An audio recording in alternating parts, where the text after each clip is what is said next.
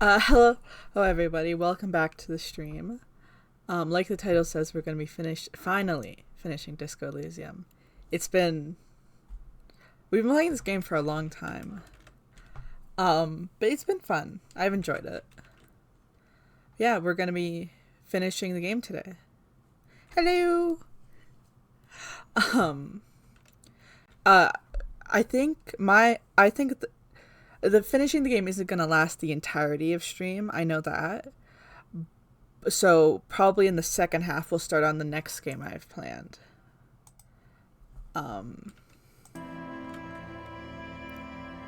Where is Disco? There it is. There it is. Okay. So we have to solve a puzzle now. The heavy metal door stands as it did, firmly rusted shut into its big brother.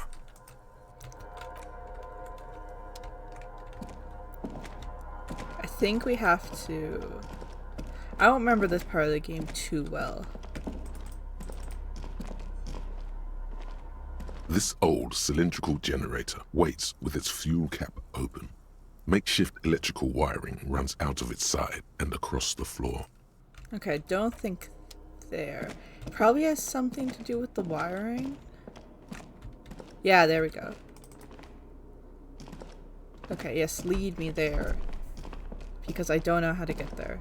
Oh, it's just down and around. Or under, I guess. There we go. Green paint flicks off the monoblock aluminium cabinet. There are rows of switches on the front panel, a frequency band, and even a keyboard. Run your fingers across the keyboard.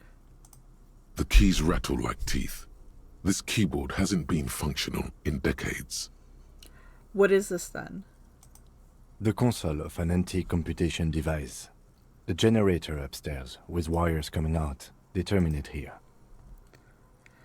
Could this open the blast door? Possibly. Urgence, ouvert, allumé, radiodiffusé. It sounds like this device was used to control the electronics here. Maybe it still does. I was actually thinking that my game is really laggy right now. 1 second. I'm just gonna put you guys over here while I open up Task Manager.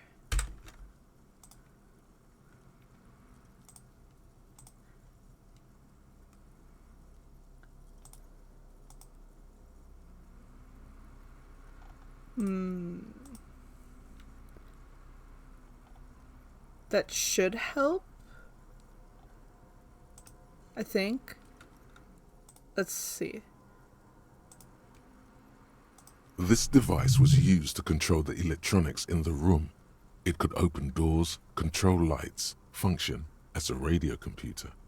Yeah, I think it's better now. Turn emergency open. We need to restore power before using this, officer. The generator, it didn't look like there was fuel in it. Oh, yeah. Right. Okay, so it's fixed now. That's good. We should look around outside. There are barrels all over. Maybe one of them still has something in it. He looks into the dim light to his right. The boat engine. I feel like getting from the boat engine is a bad idea.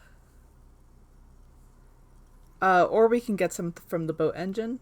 But officer, then we would have to swim back to the mainland. Let's just look around, okay? Okay. The consul stands by, mutely. Urgence, ouvert, reads a dial key. Allumé reads another. The frequency band says, radio diffuser. Leave. Yeah, no, it's not a good idea to take the fuel from the boat. We already have so little.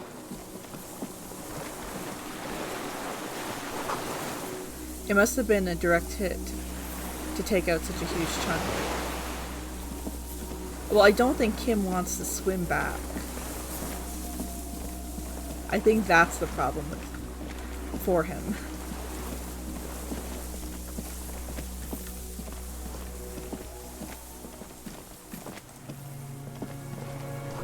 The hitch is broken.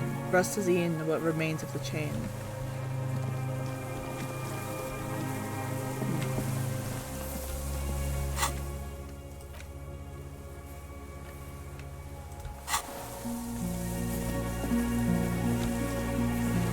I finished Signalis recently, which is, I played the soundtrack at the beginning of the stream.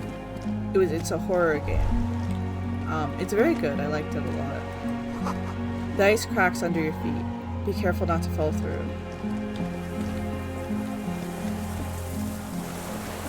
The next game I planned is actually also a horror game, which I'm very bad at. I get scared very easily. The distant sound of cargo ships. Signal horns echo on the water. Well, like I said, hopefully we'll finish this game. Hopefully it won't take 2 hours to finish, is what I'm trying to say. Because that's usually how long I stream for. But if it is, that's fine too.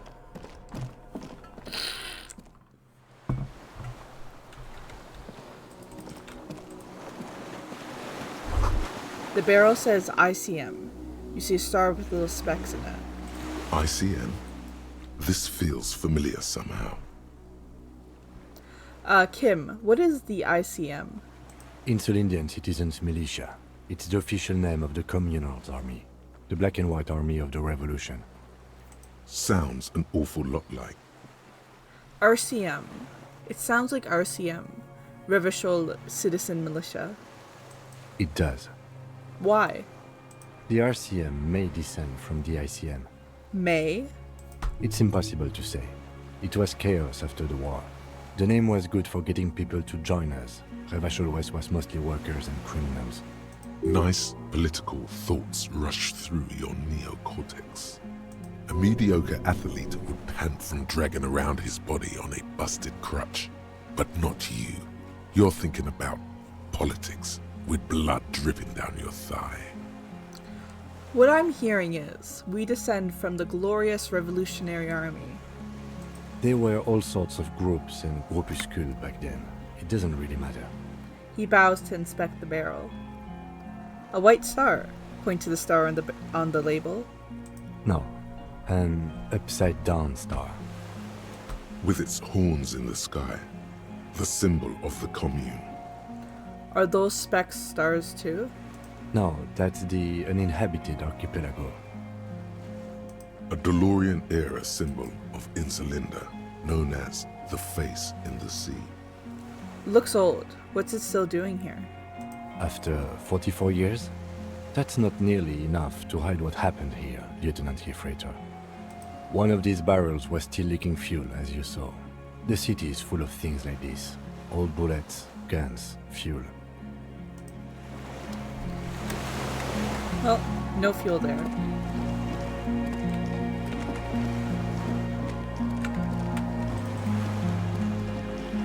The barrel has run empty. There's almost nothing inside.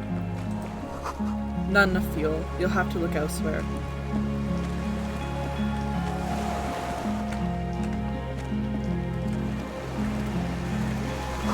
The rusted chain trails off into the ocean. A makeshift bridge. The bombs were powerful enough to break the foundation.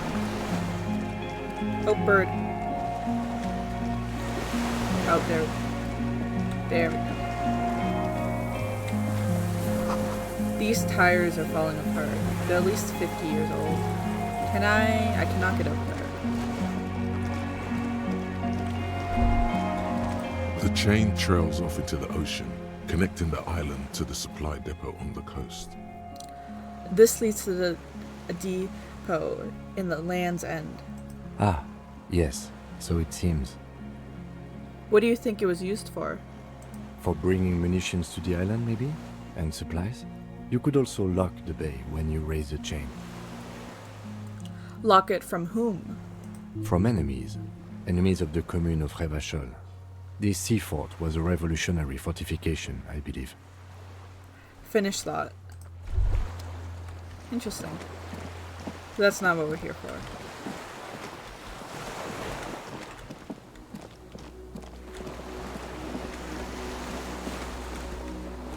Kind of go here. There's no way to get up there. The stairs are gone. Let me see.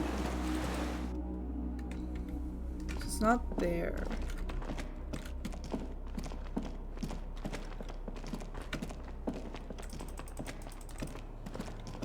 Books and magazines lie scattered on the floor and on a makeshift cupboard. They are not particularly well organized. Sift through them. Most are soft covers, serialized fantastique and detective stories from the 20s and 30s. This disparate digest includes the classic Animal Adventures. Among what is mostly commercial fiction and serialized stories, you find a magazine cathodique for electrical engineering. Then it's back to pulp. Light erotica, an international thriller about circuit benders. Someone's made themselves a home. Let me put on my conceptualization clothes. No. No. No. No. No. Do I even have any conceptualization clothes? I do. Shirt. I know this is very unnecessary, but still. I do. A jacket.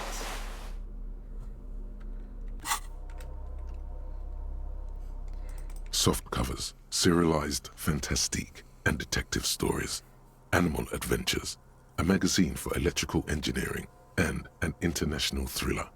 Also, light erotica and some historical novels from the century past. My thoughts can only function under certain conditions. He has to understand. That did not help.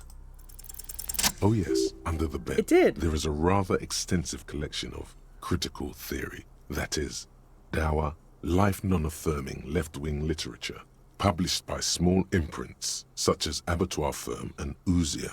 It's not exactly light reading. Look, Kim, a book, left wing. I have no comments. Do you? Ouzia. Humanitarian sciences. Stands out. Not a lot of critical theory around in Ravachol West anymore. Hell yeah, we got morale back. Your incendiary remark has failed to provoke him. Wasn't there some in the communist student's room?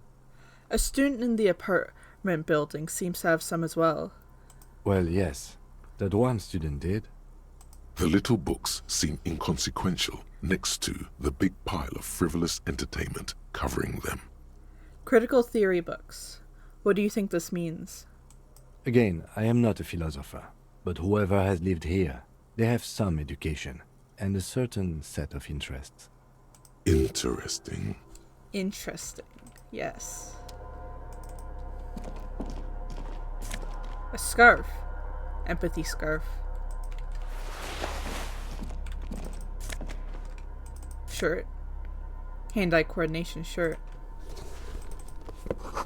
Books. Mostly fantastic and historical fiction.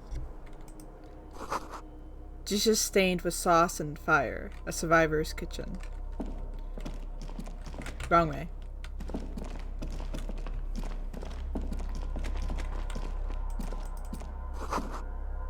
This great 8 blast door must weigh over 10 tons. Rust peels off of it. Thank you. Typing it out really does help me pronounce it. Thank you so much.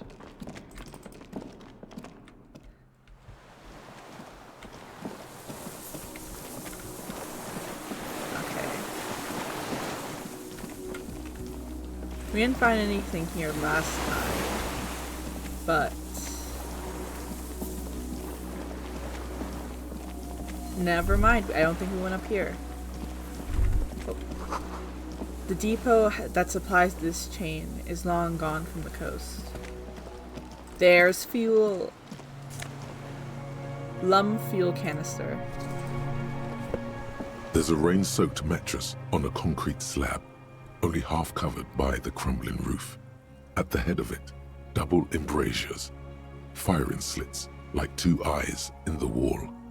This looks like a good place to aim from. The lieutenant looks around. He steps closer with his hands on his gun. Inspect the mattress. A single-person mattress, modern, civilian use. Brand name, Marjorie. There's a fuel stain on the cover, along with cigarette burns. And an empty can of beans on the ground next to it, filled to the brim with cigarette butts. Pick one out of the can. The silhouette of a tobacco picker adorns the paper filter. The brand, Tio Mortieri. I saw the same brand of cigarettes extinguished in Land's End. Could be a coincidence. Or the same person has visited Land's End and here. I didn't see any signs of smoking inside though. If people live there, they keep it tidy. This here may also be a smoking spot. Inspect the wall. There's a firing slit in the wall in front of you, like a little window. Touch the concrete first. Quite old and grimy from years without cleaning by anything other than the rain. Look through the hole in the concrete. The springs screech as you lean on the mattress and crane your neck to look out. A small piece of Martinez coastline opens up in the square in front of you, like a tiny landscape painting. 1 kilometer across the water. The ruins look familiar. That was a little bright. On the left. A towering skyscraper, its top floors shaved off by artillery fire. Capeside apartments. Rue de Saint-Ghislain, 33A and 33B. On the right. The red chimney and collapsed back of the 4-story tenement in front of the whirling in rags. Rue de Saint-Ghislain, 10. The doomed commercial area. And between the two. The box-shaped silhouette of the whirling in rags. Its sloped roof, a tiny fleck of light catches your eye on the rooftop. Sunlight reflecting off the upstairs window of Clausia's room. There it is. Do you have a line of sight to the window? Yes, there's an opening between 33A and 10. I can see to the roof. I can see it. Through the scope of a rifle. The shooter would be prone, lying on a mattress, barrel resting on the embrasure.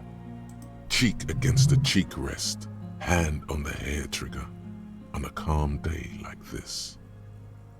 Kim, I could make it. I could make the shot. Good. I think we have it, detective. The origin of the shot. This is the sniper's nest. He's so nice. He pats you on the back. 3 small pats in a row. Better late than never. Nothing pointed here. Many leads pointed elsewhere. You're right. He looks north, over the fortification, then at the mattress. Could the shooter still be here? Where? On this island. He does not answer, just nods. With his back hunched, he looks around once more and says, he feels uncomfortable suddenly. We should move now. Turn away. An old medicine cabinet, newly stocked with dromine. I will take that. A weathered artillery map showing coordinates in the Bay of Revachol. Okay, we got the fuel now. The pain in your pelvis makes you wince. Then you continue. We will not need the 3 health. We're only missing 1, so.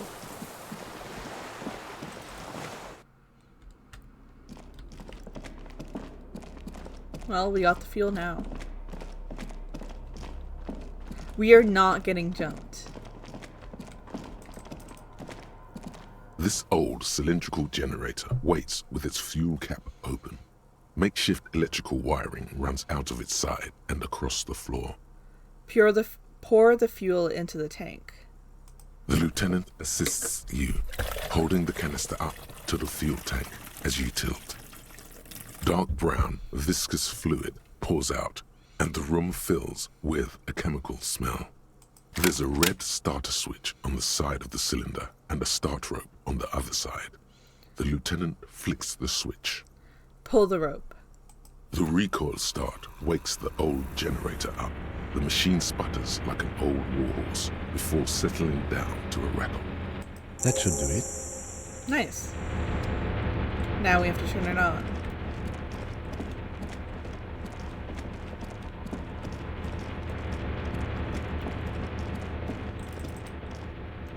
A dim golden glow animates the console. Faint, like a ghost light. Urgence ouvert reads one dial key. Allumer reads another. It's on. Turn emergency open. He smiles. Automatic boot. Turn emergency open. The blast door opens with a series of clicks. A shaft of light appears, then widens as the light shines in. Nice.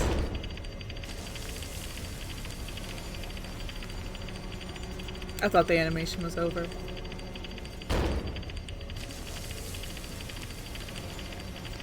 You could fit a car through there.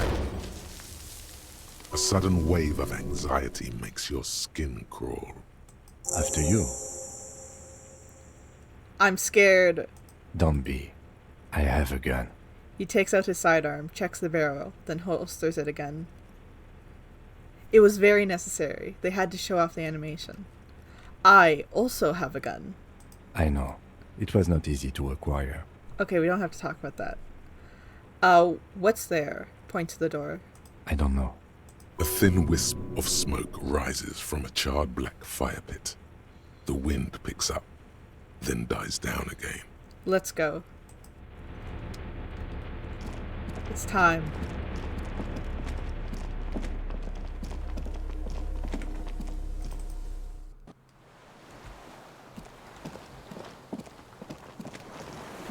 Yep.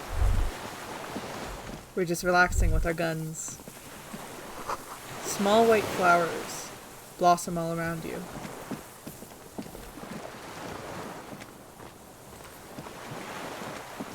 You're just gonna dramatically walk up to him. An old man, wearing tracksuit trousers, leans on the frame stock of his rifle. He gathers a big ball of spit in his mouth, then spits it out into the extinguished fire before him. He raises his black eyes, hooded by creased eyelids, to meet yours. Unclouded by cataracts, his eyesight is sharp. Are you the fire guy? The what now? I can't hear you. Did you recently tell two kids to put out their fire? Two twins. I may have. All sorts of little rats have come sniffing around, trying to give up the position. The position sounds like a hiding place. Fire guy. Regressive bourgeoisie henchman. Can't even talk like a grown-up. How dare you? You've retained your eyesight. My eyesight? Yes. Helps me see all the shit. A shudder of disgust passes his right side. His left side remains motionless. Did you close the blast door? I did. And you opened it. How? I fueled the generator, then used the console. I should have burned that console down. How did you know I was coming? Reactionary rock and roll music. Playing on the water. It was worth it. Told you we shouldn't play sad FM. It was not reactionary. It was cool. The fascists were right about rock and roll. It is degenerate. Hip gyrating, mental illness music. Okay. Nice gun you got there. It's not nice. It's a piece of shit. But it gets the job done. Listen, the sad FM was worth it, because we found him anyway. Is that a Bell McGrave? It's a 3-angong 446. A Samurai rifle. How did you get hold of one? It was sent to us by our brothers in the Sinyao commune. military aid. It has stayed true to him. He can still make it sing. The Hinziao commune? You heard me. It's good now, like chalk white from the board. I'm not going to say that one. Sir, I need you to put down the gun so we can talk further. We're with the police. The lieutenant pulls his pistol from the holster. Okay, I was just asking him to put the gun down. You are a glorified night watchman. This is a service rifle. I can only lay it down before an enemy commander of corresponding rank. Okay, but keep the gun down while we talk. No. Jesus Christ! Lieutenant aims his pistol square at the man's head and says, Put it down now, sir. "Hello, Kim is about to shoot someone." Or you're gonna blow my brains out before you question me. To hell with it. It's a walking stick anyway. It's out of bullets. The old man lays the rifle down carelessly, then looks at it lying there. Like an amputated limb in the sand. He stares on, his wrinkled mouth moving without a sound. A strange sadness, like a song. What did you say? The future teaches you to be alone. Okay. The present. The present, or no, I'm gonna let him say it.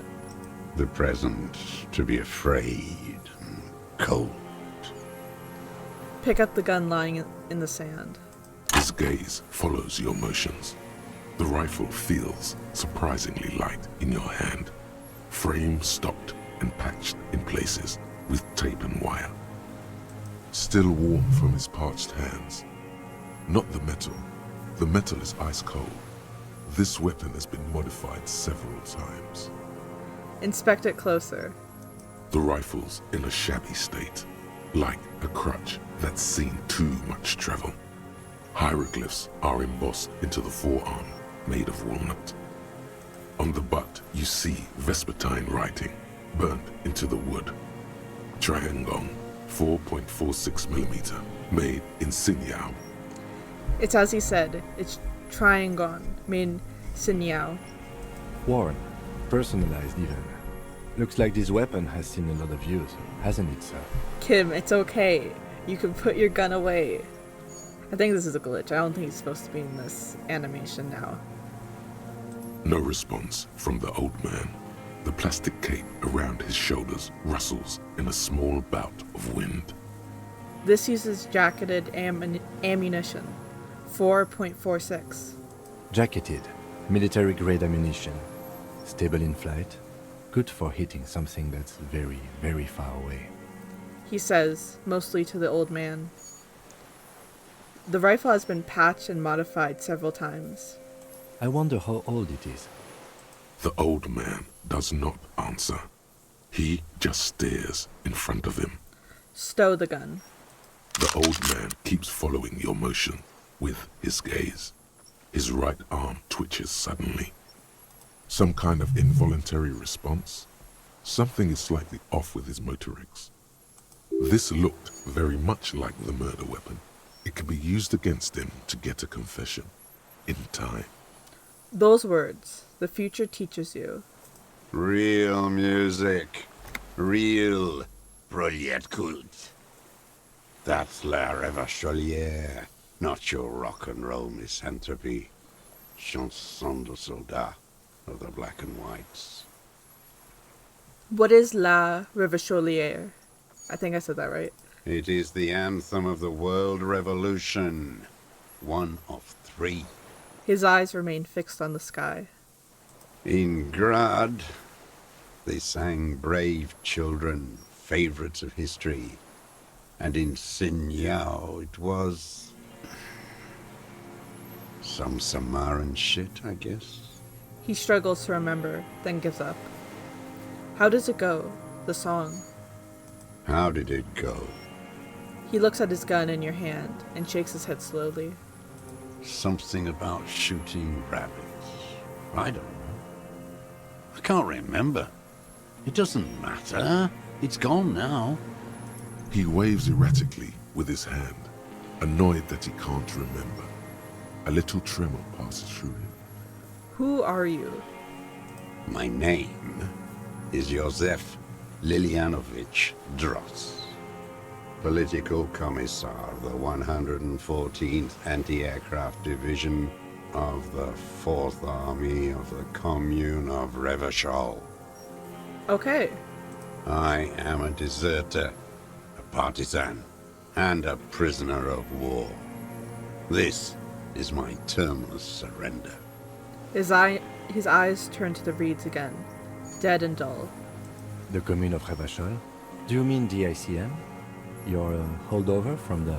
The lieutenant forgets to close his mouth. From the Insular Indian Citizens Militia, the Army of the Revolution. I was recruited in Jamrock in '07, trained in the École de Contrôle Orient, and consigned to emergency defense duties in '08. I left my unit on the eve of the landing. When I returned here on May 14th, the commune had fallen. Still armed and ideologically trained, I wrote a criticism of myself and resumed partisan duties. 51 minus 8 equals 43. You've been on this island for 43 years? No.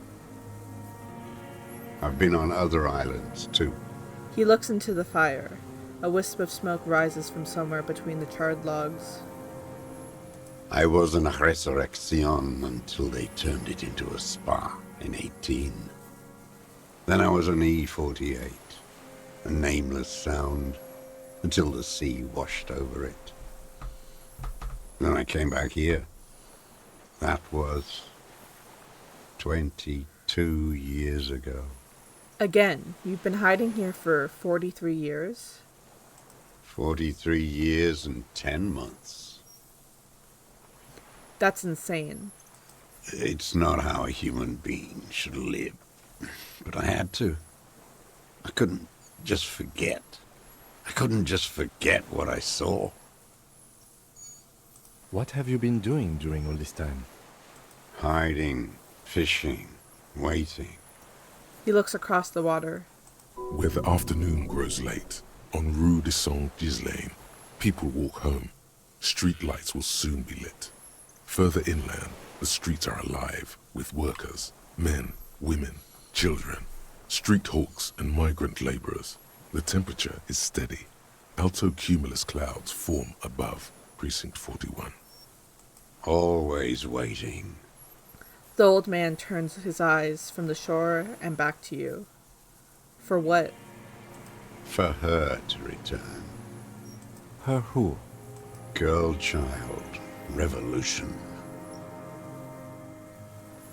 I come from there, point to the mainland. I can assure you that is not what people are planning. I am not a fool. I know. The material base for an uprising has eroded. The working class has betrayed mankind. The historic opportunity for a revolution has passed. It will not come back anymore, however hard I try, whatever I do. I mean, I think we got pretty close during the tribunal. That could have ended up like that. You said you deserted your unit? I was just 16 years old, 15 when I volunteered. I had a lapse of faith. And of courage, too. Lapse of faith? You could say I misunderstood the historic role of the proletariat and thought Mazovian socioeconomics were fallible. For a second, I doubted the irreducible laws of historic materialism. A second is all it took For what? for reaction to take hold. What's reaction? Petty bourgeois terror. It's in all men. It wasn't reaction. You were just afraid. It's the same thing. You haven't seen it. Not really. Not naked. It's impossible not to be afraid. And this was when? The lieutenant instinctively looks to his notebook, but not to take it out. May the 13th, '08, 44 years ago. The horizon was black with coalition airships. Their petroleum rose to the sky, and it looked like it formed the clouds. Storm clouds. When they started shelling, it was dark magic. Dark magic? The combined might of international capital. All at once, all the greed and terror in the world tore into Revachol. It lifted streets from the ground and turned houses into ghosts. We were in the flak tower, He gestures towards it. huddled on the floor. The artillery was 80 kilometers away in Ozon, but I knew the commune would fall. We would all be turned into ash. So I said I was going to the map room. What then? I ran. I climbed the chain link across the water and hid inland, in the bunkers underground, like the weakest of the weak. A mouse, frightened of the ordnance all night and the sound of the rotors in the morning, whirring. He looks at the sky. Airships, multi-roted airships used in the landing. Airships. Aerostatics. The landing had started. I climbed out into hell. There were ships all above, hissing, whirling, and men pouring out. The chain was submerged, so I had to swim back. The fortress was half submerged too, shattered. They'd all drowned in the lower levels, or got torn to shreds above. The anti-aircraft gun had malfunctioned. So had I. I left them without ideological direction. It was real. I'd seen it. I'd seen it in reality. He opens his eyes and stares right through you. Some kind of great terror, worse than you've ever seen. Seen what? The mask of humanity fall from capital. It has to take it off to kill everyone, everything you love. All the hope and tenderness in the world. It has to take it off just for 1 second to do the deed. And then you see it, as it strangles and beats your friends to death. The sweetest, most courageous people in the world. You see the fear and power in its eyes. Then you know What? that the bourgeois are not human. Say nothing. Let him finish. I had to. I had to fight it. I had to never stop. The old man falls silent, his black eyes piercing your skin as he looked to some great distance behind you, shaking his head slowly, retreating from it.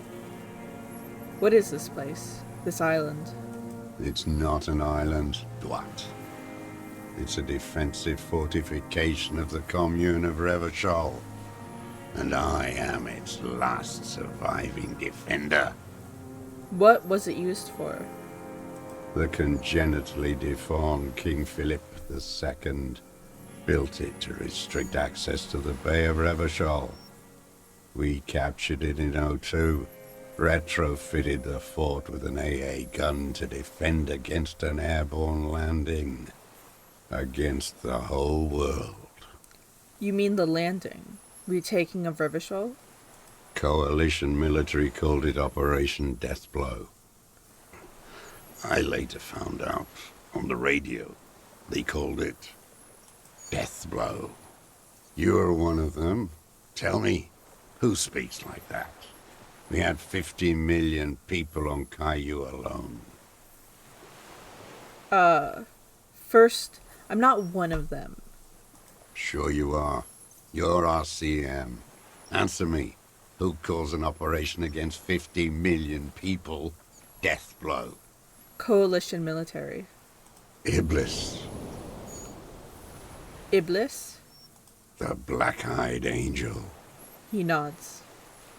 How have you survived all this time? How does anyone survive? I steal. He looks at his worn running shoes. What do you steal? Supplies, vegetables. I collect rainwater. It's the life of a dog, not a human being. He coughs once more, then puts his hand on his belly. How is your health, Mr. Dross? I've been throwing up blood since winter. Red, like beetroot. Been passing it in stool, too. The RCM can provide medical services. You need to be looked over. I need to die. You don't have medical facilities. You have guns. That's all they give you. Toy guns. You also have Druamine. We have Dramamine and other opioid-based painkillers. You must be in pain. I have been running out of that stuff. Well, I did steal it from him, kinda. A light goes on in his eyes. He smacks his dry lips. There's no way he could manage the pain without them. It's safe to say he is addicted to painkillers by now. This is a serious situation. You need to be looked over, and we can do it. There's nothing to look over. The triage is in, and it's black. Administer morphine. Moribund. How have you coped mentally? I haven't. I have holes in my brain. Years missing. Others filled with pain only. A decade of... His eyes roll into his skull and back. I don't even know what. Inferno? You notice the lieutenant is about to say something. I would imagine it gets tremendously difficult, mentally, to live in isolation. Traitors. It's better alone. I watch the people of this city turn the lights back on, more and more each year. Ruins, glimmering in the dark, like a fucking merry-go-round.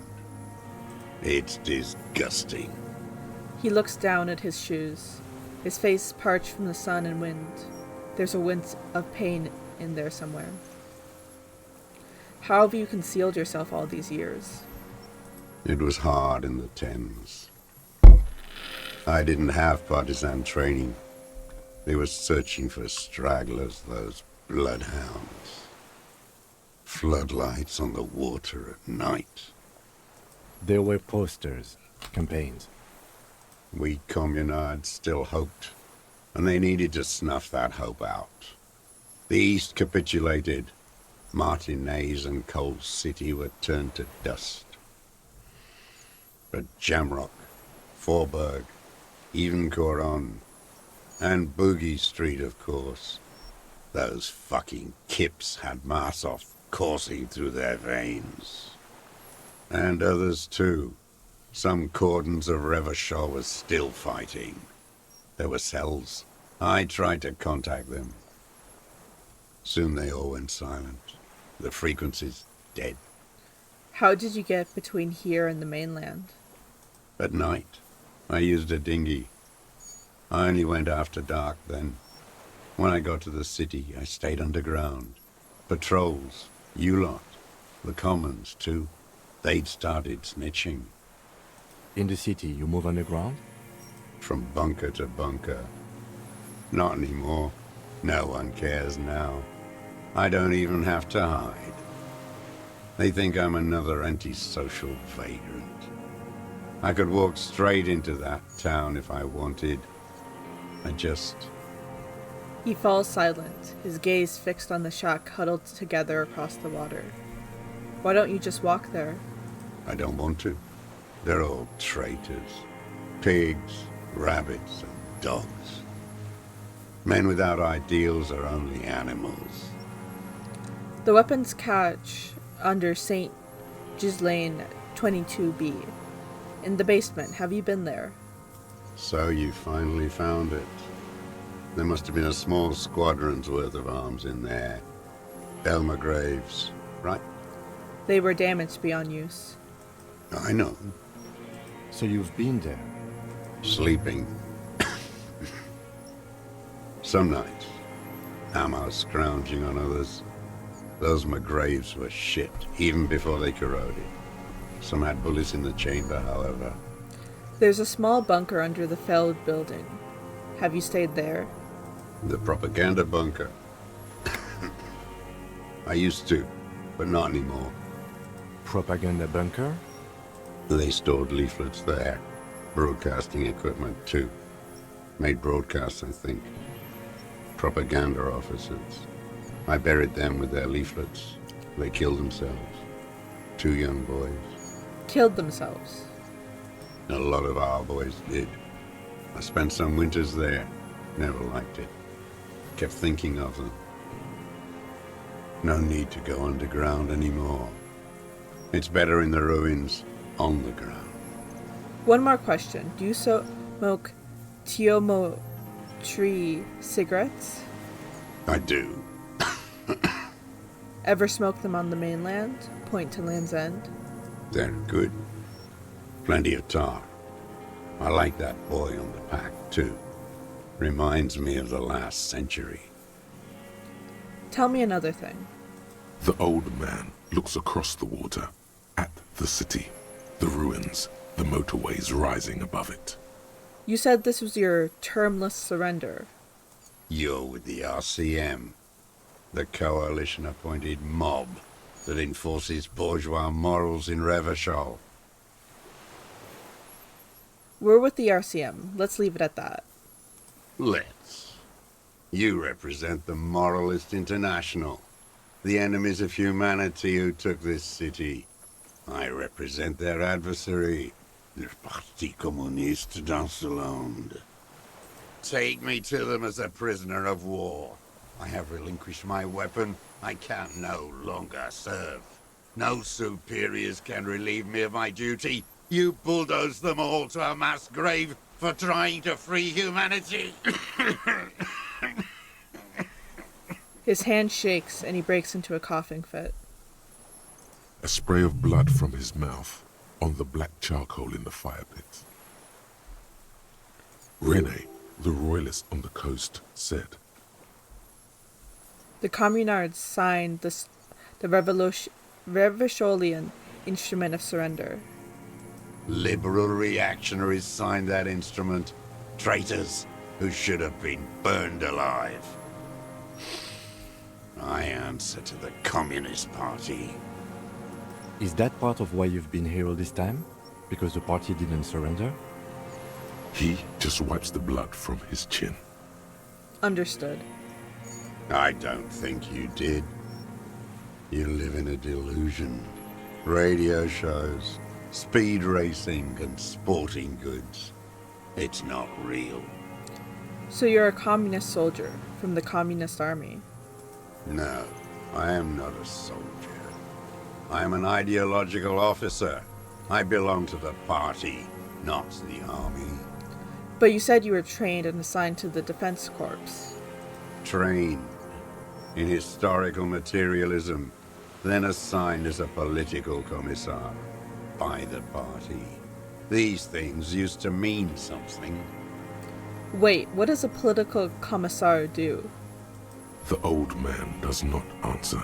He tilts his silver head and looks at the reeds. You see a small tremor pass through his legs. His job was to assure the army answers to civilian control and follows the ideology of the Commune. Thank you, Kim, the lieutenant says softly. Scientific communism. A commissaire politique is a night philosopher of the revolution, a future human. Awakened from shutdown by the promise of ideology. That means you're a trained communist, right? He nods slowly, then another tremor. Say nothing.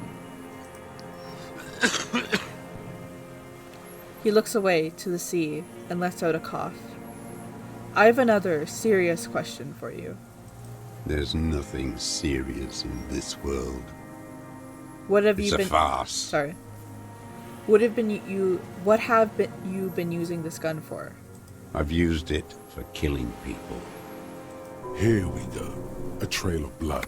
The lieutenant smells it too. Killing people? It's a gun. That's what they're for. You want a moralist euphemism? Defending your family and your property. I haven't done that. I've used it to kill people. Interesting. During or after the war? There is no after the war. Class war is never over. He shakes his head and smiles, his teeth rotten black. So he's continued killing after hostilities ended. Okay. This is it. You can feel it, like battery acid on the tip of your tongue. Something you haven't felt in a while. But what? This is what you live for. This is the shit. The great serotonin jackpot. The solution. Go in straight. No euphemisms. He doesn't like those. No. Be careful now. Slow and steady does it. Make him repeat it first. So you're saying you killed people after active fighting stopped? What did I just say? He shakes his head, radically suddenly. He brushes something out of his eye. What did I just tell you? Don't drop the ball now.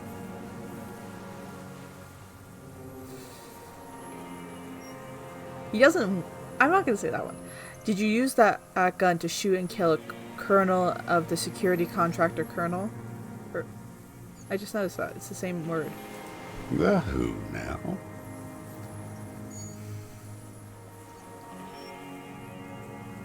The corpse in ceramic armor, hanging behind the whirling rags. Did you shoot him? Oh yes, that one. Ugly piece of work, that boy. He looks up at the sky and clacks his tongue. Did you kill him? The lieutenant takes a sudden step towards him. I am a son of a welder and an officer of the commune of Revachol. I do not collaborate with murderers and pederasts of the liberal regime. Tear into him. Pile it on him. Everything you got on him. The more, the better. The gun. The murder weapon is the perfect opener. The scent of blood in the air. But what else? There was something you can't remember.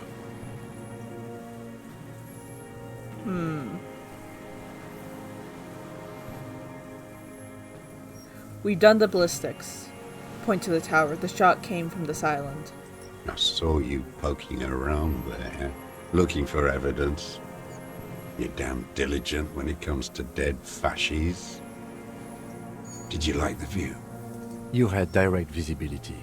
There are embrasures in the concrete, specifically meant for a top follower to use. And you had a long-range rifle in your possession. The lieutenant softens his voice. You have been here a long time, Mr. Droz. Too long. You need medical aid. I'm ready to die. I've done my part. He's practically admitting to it. Dead fascists for fascists. Done his part. It's the best uninterrupted line of sight into that window in all of Martinez. Because it's a sniper's nest, you stupid fuck. Radio Gosh is right. You have worms in your brain. I don't need your cooperation. I've got this.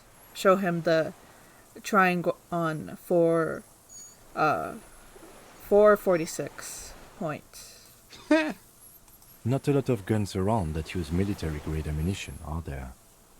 It's a real gun, not like your little musketeer pistols. I've seen you prance around with those, jumping hoops for the liberals. You look like imbeciles. Why don't you ask them to give you real weapons? Going against automatic rifles with these toy guns. Of course you got those boys killed. Damn, he saw you. He's watched it happen. So he saw you. Okay. So what? Don't let it divert you. Stop changing the subject. We have the murder weapon. You know what? You're right. I'm convinced this made the shot. Should we call it? I'm calling it. We have the murder weapon. Good. The lieutenant takes out his notebook and draws a single line. This feels good, doesn't it? Tearing things up like this. When you have the murder weapon, you have the killer. Murder. The old man does not say more. He just glances into the reeds, then twitches once more. I feel like it's not a good idea to tell him I talked to the body. I'm gonna tell him anyway. You're a communist. I talked to the dead man. He told me communism killed him. Stupid twat. Yeah, I figured. The lieutenant looks at you with worry in his eyes.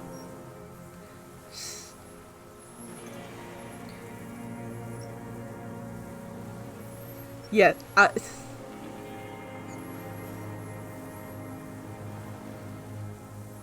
just gonna say it was intuition. It was intuition. Had he spoken, he would have said communism killed him. Intuition is an aberrant psychologism. It reeks of crypto-fascism. The parasite class use intuition to justify their rank in life. It's all just palmistry and magic, Earl creatures. What the hell is this guy saying? Your brain is rotting from the radio waves. He looks at the air, then turns to the lieutenant. He does not answer the provocation. It does not look like he thinks this approach worked. Come on, what am I forgetting? Hit yourself on the side of your head.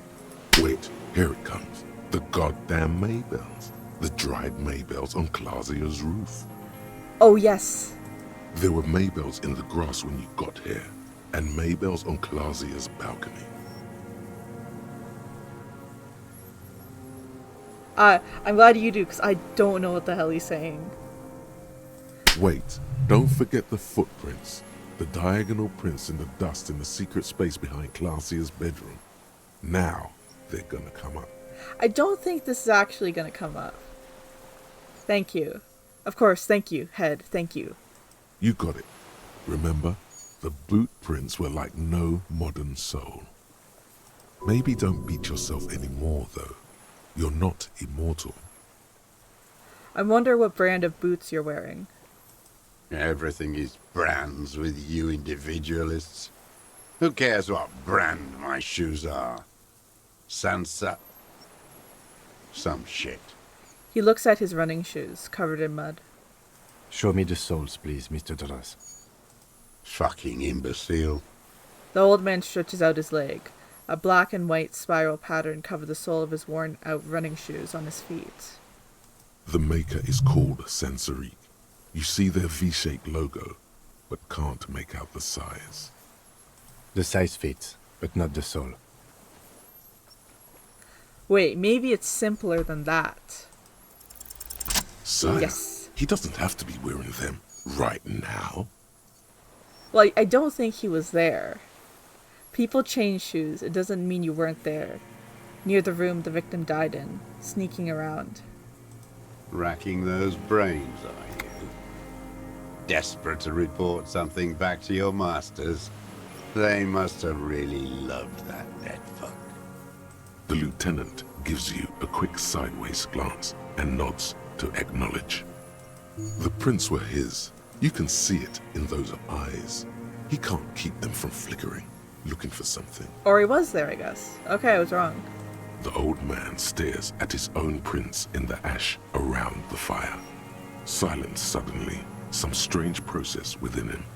A gush of wind. Seagulls in the distance. You've almost got him. Just the last little push. Maybells, behind the victim's window. I saw them growing here. Damn Maybells. The whole island is turning white with them. So many this year, too. The spring is coming.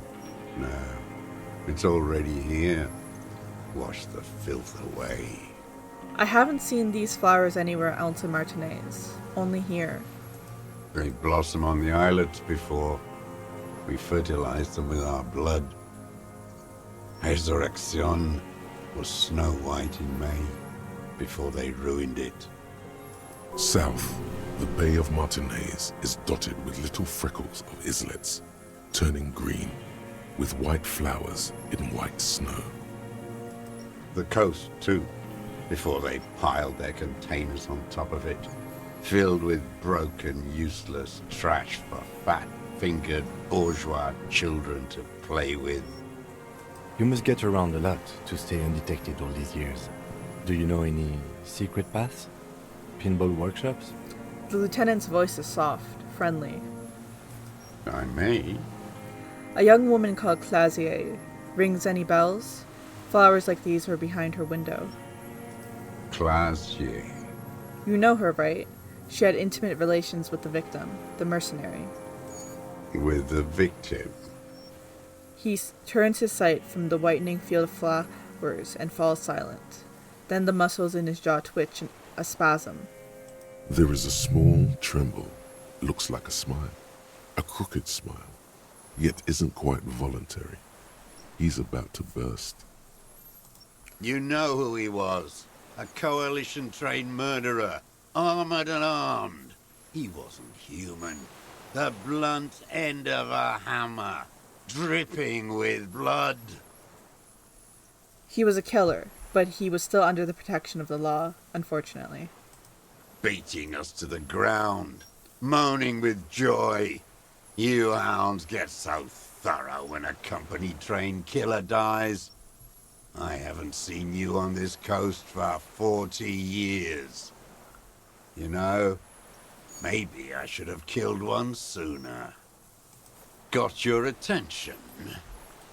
Now you stop beating druggies and prostitutes in your basement. Now you come to investigate.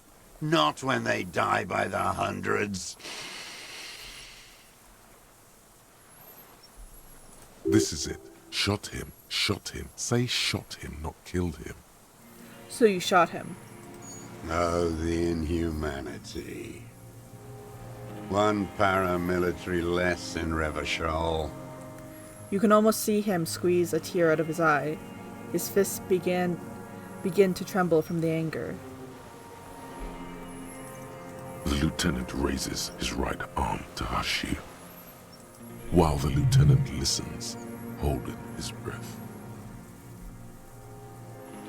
Just nod. I had them in my sights. Both of them. Him and the whore.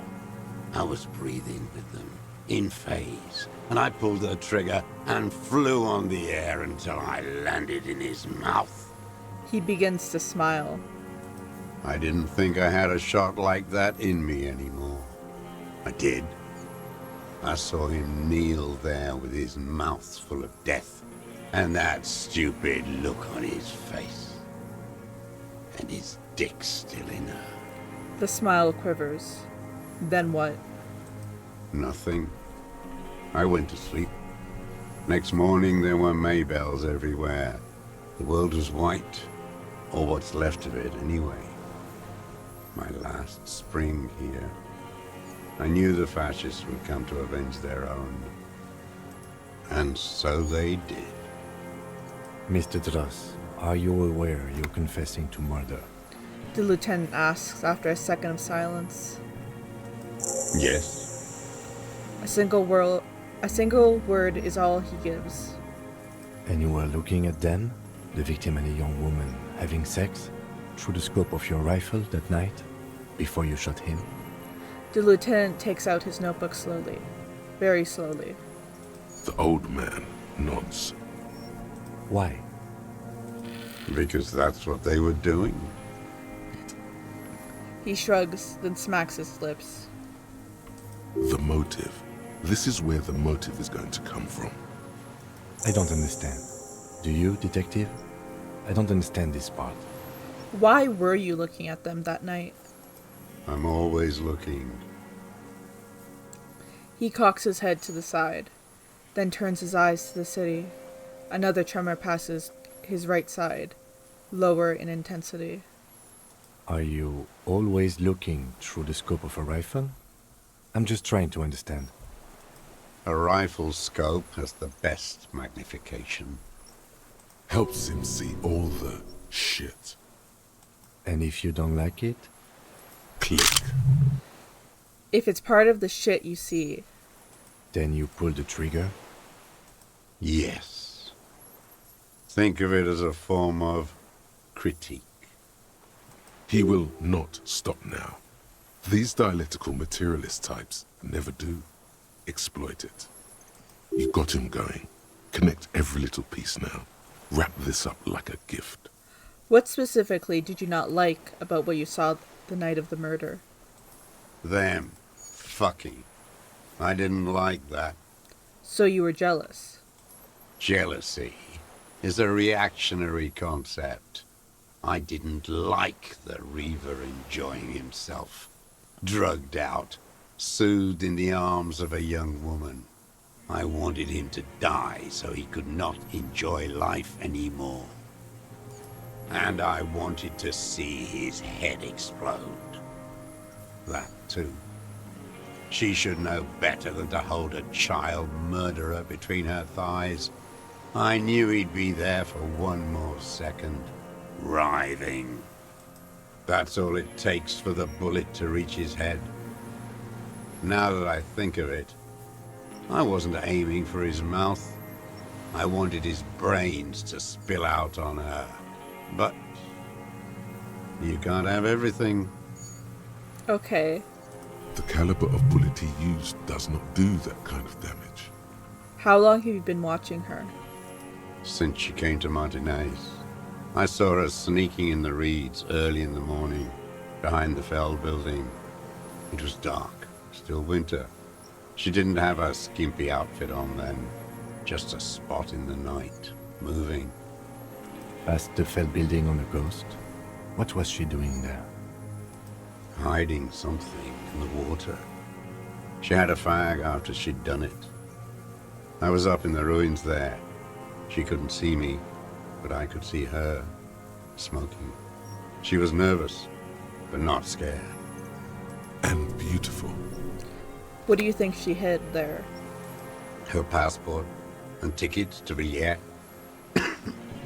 And from there to Cachet Brut. The hymn Bouilloy. She told us about it. You looked into it? After she was gone, Did you keep what was in it? When we found the submersible, it was empty. no. Why would I do that? I didn't need tickets to Villiers. I put them back. If I wanted to extort someone, I'd do better. This implies that he's thought about extorting her. Also, a little inconsistency here. He was surprised to hear her name Clausia before. Would he not have seen it on the documents? Are you sure? We checked the submersible. There was nothing there. Why would I need that trash? I'm not going to Villiers. A strange confusion comes over him from time to time. Some kind of aberration of the nervous system. You saw her name on the passport, but before, when I said her name is Clausier, you didn't seem to recognize it. You didn't say Clausia in there. What did it say her name was in the passport? It was something. I don't remember. It was dark that morning. I only remember her face on the photo. Moving on. Did you continue watching her after this? I did. She had a face like an archipelago with those birthmarks, and a body hard and lean and bruised all over, black and yellow. I could see she's taken a beating. I could see who she was, too. A spook. On the run. Revishal's the cloaca of capital now. All the bagmen and arms dealers end up here to do drugs and have sex like animals. You could tell she was a spook from the documents? She had different color hair on the photo, and glasses. Forged. Some sordid bourgeois affair. I've heard about this kind of thing on the radio. How did you see all this? The bruises, that she was beaten? I'm not blind, am I? 97%. I will not fail another 97% check. It quickly comes to you. The bruises on her body. Any chance you've seen them through a hole in the wall? Oh, yes. Cutting those drugs of hers into little lines with a knife. Masturbating. Everything in him fills with impossible longing, all at once. Did you make that hole? With a clip-point knife. Ever see her through a window on a roof? Like that, too. Yes. Bending like a bow against the glass. You've been through the secret route behind the whirling rags.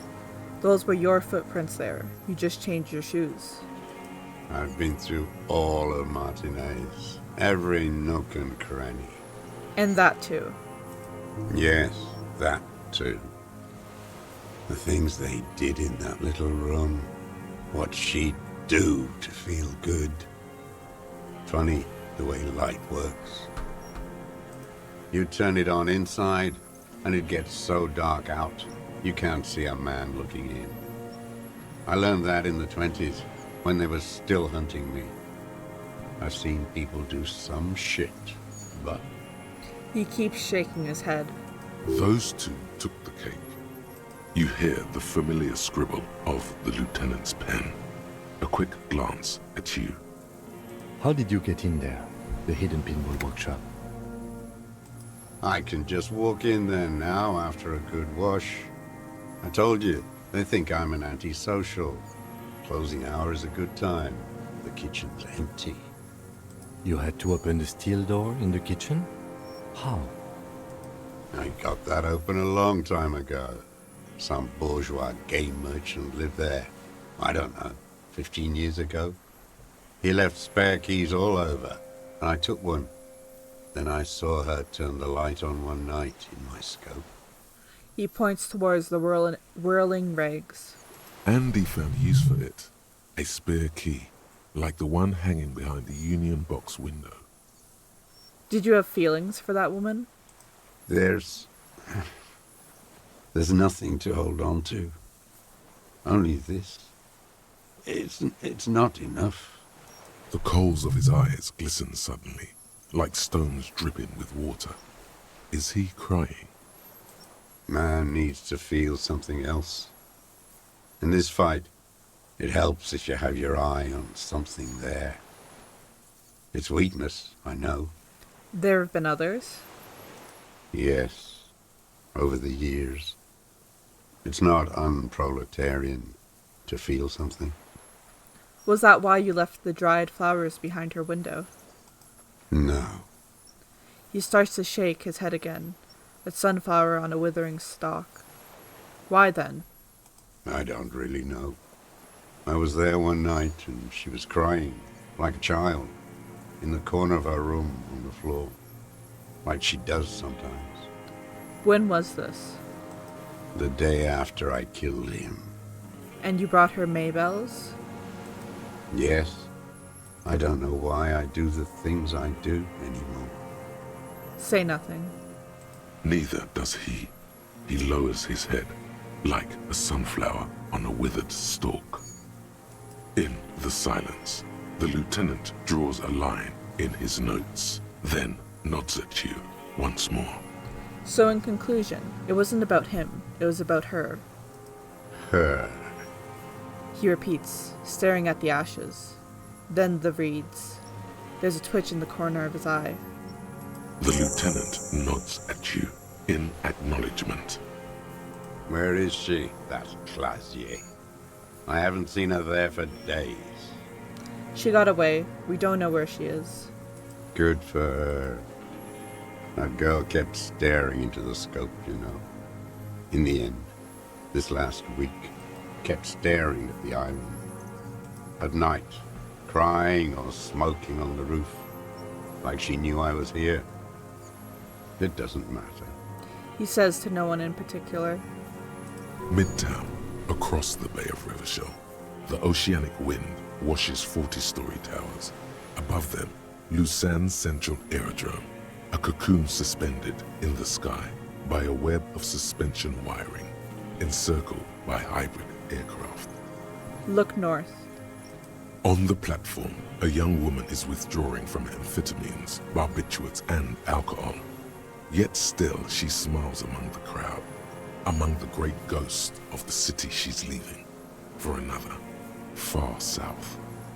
Smaller, distant, hidden, not like the great chandelier she sees sparkle in the night below her. Streetlights, towers, tenements, and water, and across it a dark strip of ruins, barely visible if she didn't squint her eyes. He knew she knows. She was looking at the island, figuring it out, day by day, cigarette by cigarette. We could get more. We've got him talking. The lieutenant uses the opportunity to tell you, in a lowered voice. Who knows what he's seen and done over the years? Enough.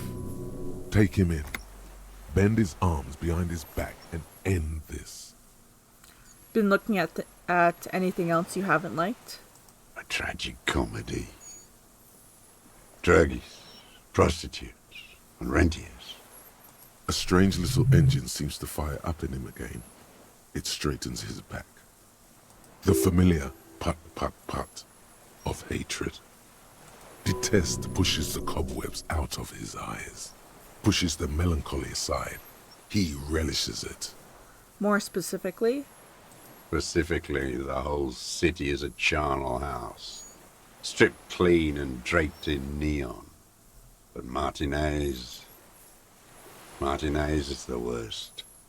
How come? Because of the racists. Everyone is a racist in Martinez.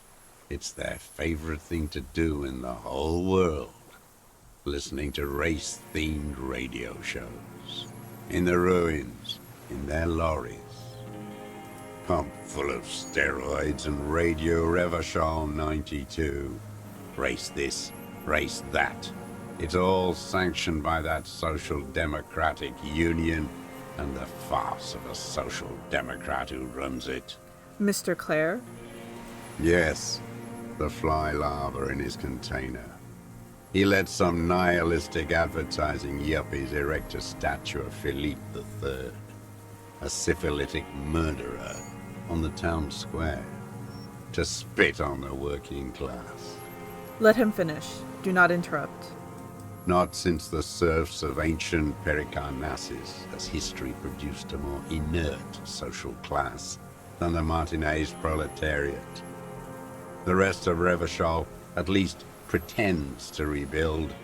These people still live in ruins. In tents, like animals, like those boom-boom morons on the ice. A pity they didn't drown in that tent of theirs. He keeps shaking his head with sorrow for the sight he missed. That's all? The worst of them is the blood-drenched Sucrion on her yacht, licking her lips.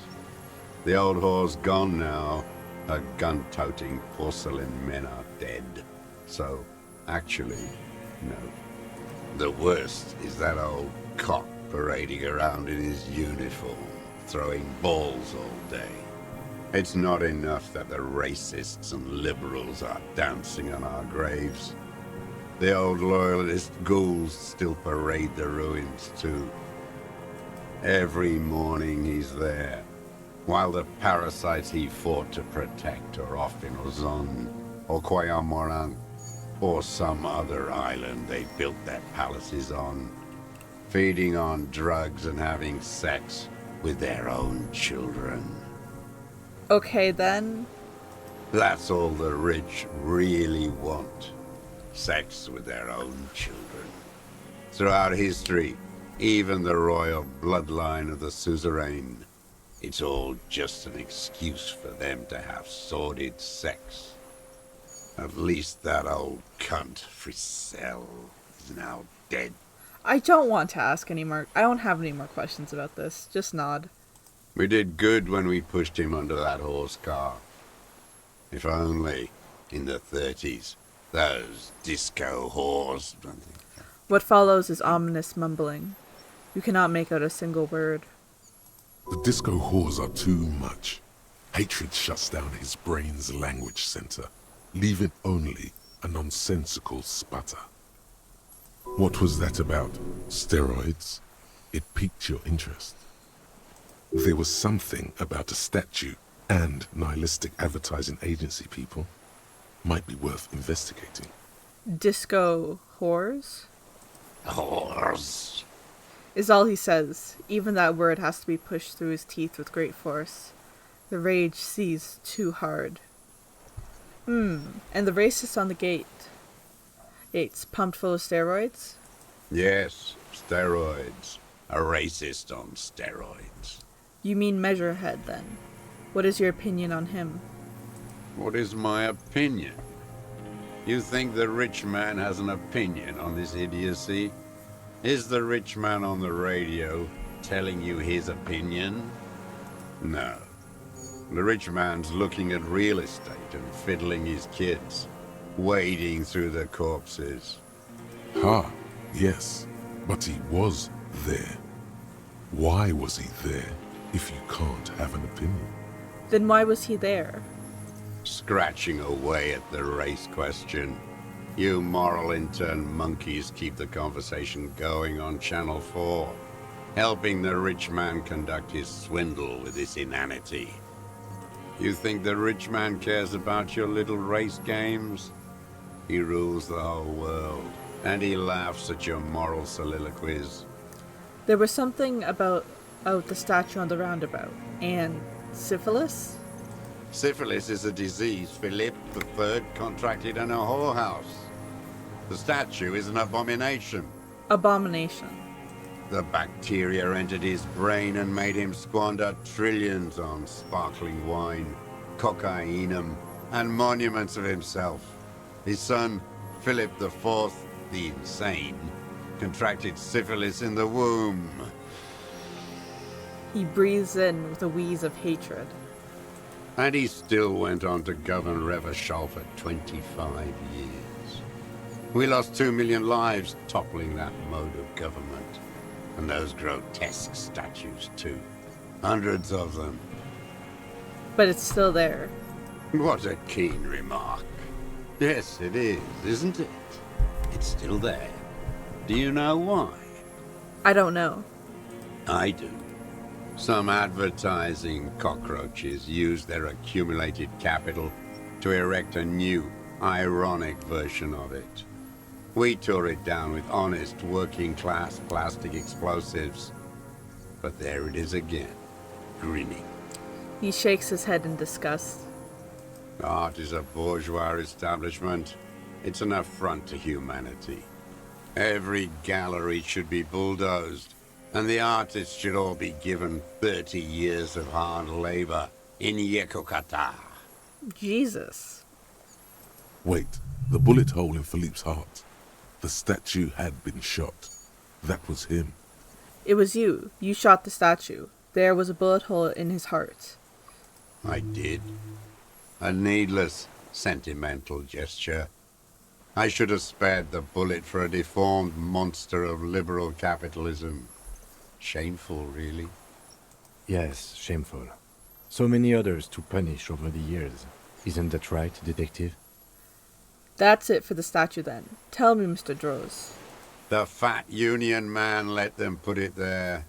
Corrupt as he is. Probably got a fat check for it, too. Shared with the law. He keeps having opinions about the union's leadership. You mentioned the union as a social democrat.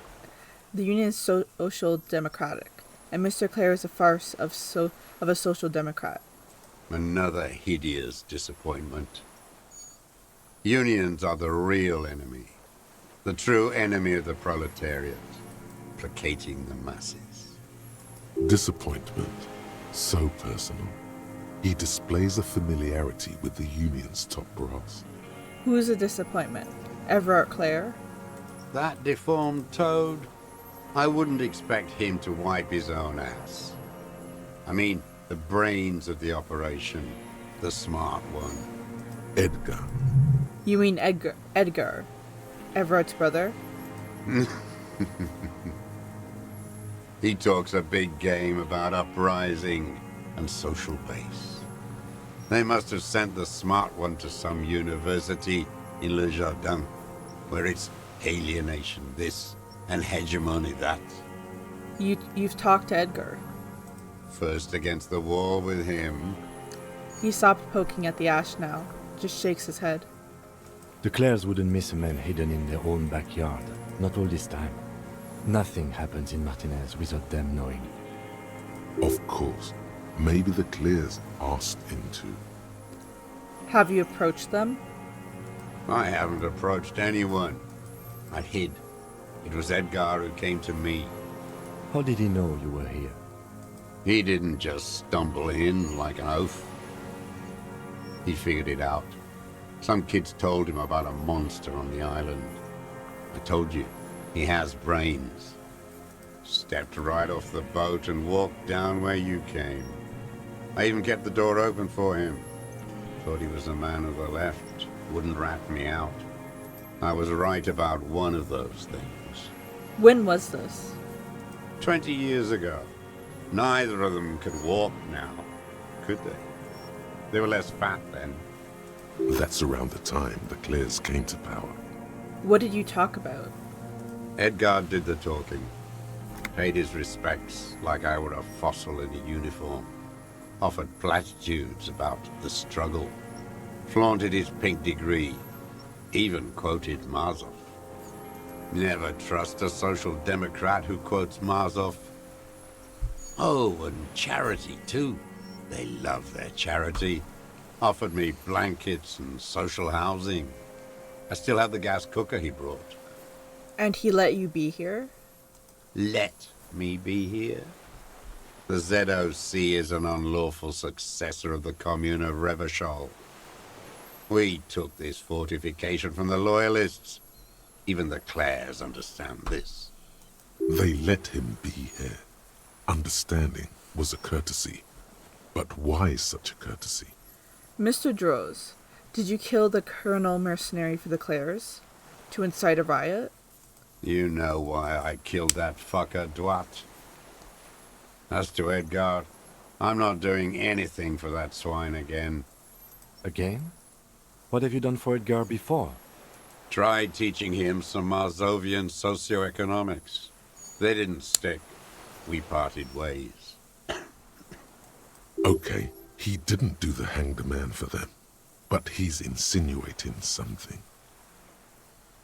By the cock parading in his colorful uniform, you mean Renee? Every fucking morning. For 34 years. Throwing that ball. One ball against the other. I've always loathed that game. That is not a working class game. I don't care what they say on Radio June. Royalist ghouls played like it was life itself. Click, clack across the water each day. And that uniform, like a parrot plumage. I won't even mention that he's a traitor to his race. A Patank maniac race traitor. Whoa, let's back off before you get too agitated. That's gonna make you more agitated. Never mind. I'm just gonna nod. I remember him. I remember him from La Noce. Not him personally, his make and model. There were tens of thousands of them. I thought we took them all out before the liberals came to their rescue. We missed one. That one. With his shaky finger, he points to the city. towards the crater near the plaza, where a lonely pine tree sits, or stands. Fat and plump, like a pheasant, just begging to be popped off. Please, Mr. Dross, shoot me. A grin stretches across his face, and he whispers. He whispers with such predatory hunger, it borders on longing. We're still talking to him. We know his motivation now. At least. You'd like to kill him? Not yet. I like to look at him strut around, place the crosshair on his medals, right on his face, and just fiddle the trigger. Think about it. Let the bomb melt in my mouth. Right now he's fascinated about killing a guy. So the motivation, to put it simply, he had a fascination with Clausier. And he didn't like that she was doing drugs and having sex with Lely. So he killed him. And thought she shouldn't have sex with him because he's a child murderer, which he makes a good point there, but... Save the treat for later? I'm probably getting it partially wrong. He is a juicy bonbon, that one. A real treat for the black day. The blackest. When I put that gun in my own mouth, I think. No, don't waste it. Put this lead in that cock, René. For the boys he killed. And then I look at him throw those balls, and I suddenly feel. He's also admitted to killing things he doesn't like shooting the statue near the roundabout. Better. I even hid one bullet, so I'd always have one. For him. Haven't seen him there lately. Must be down with arthritis. Old cunt. Okay. 72%. What was the deal between him and Edgar?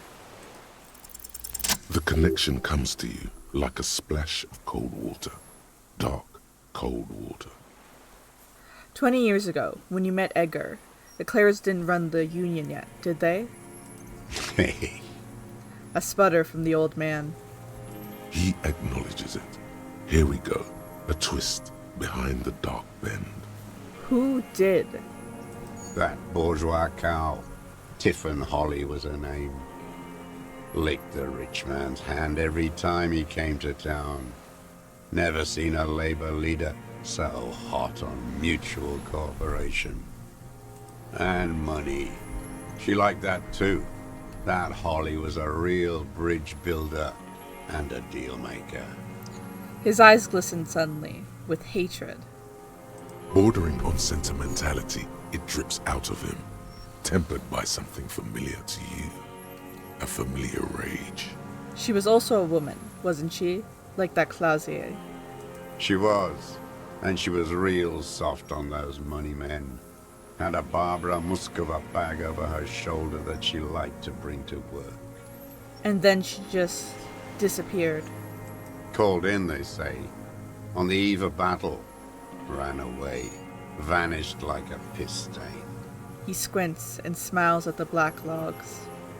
No, that's not quite it, is it? Did she? They say her daughter called in, not her personally. But that wasn't really her daughter, was it? No, I guess it was not. You could swear you see the embers glow again, under his eyes on the dust. Edgar had someone make the call. Why was that, Mr. Droz? She couldn't make the call herself. Here it is, the bend in the river. Why? Because she was dead. Say nothing. The cow caught a bullet in her right lung. Fell into the canal grasping her tit and drowned. Or bled? Hard to say. It was a sloppy job. And a moving target. She was going home, waddling, dressed in yellow, drunk like she often was. The ruins are black around her, and she had a yellow leather bag under her arm.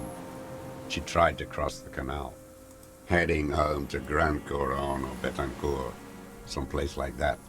where they build those new bâtiments for the people who flourish in the hell around her, and the ruins. You shot her. Someone shot her. Or maybe the cow just fell. My memory is full of holes. All I know is... Another big spike of rage, different from the one he has for her. nothing changed. Not in the material base, not in the hegemony. There was no uprising. Just words. The Union fizzled, sogged. Nothing came of it. Nothing. Edgar didn't keep his part of the deal. A sputter again. Nothing more. If you were to testify to this, give the RCM something on Edgar, you could walk. The lieutenant says in a voice even calmer, as if it were nothing at all. We would strike everything you've done and process you as a POW. You were in a war. You were on assignment. We could even extradite you to the Samaran People's Republic. A degenerate worker state. Goat shit. No, thank you. I'm Revacholian. My days are short. I will rot away here, in a moral intern cell. I will not testify to anything. Okay then, that's that. Point to your head. But I know. All you know is I saw it happen, and I liked it. I liked it a lot. Her plump body, bobbing up and down in that canal like a cork. That chick yellow bag still on her, strangling her. Cold black holes look at the canal, then at you. Blink. I'm glad we talked about this now. Glad? It's all gone.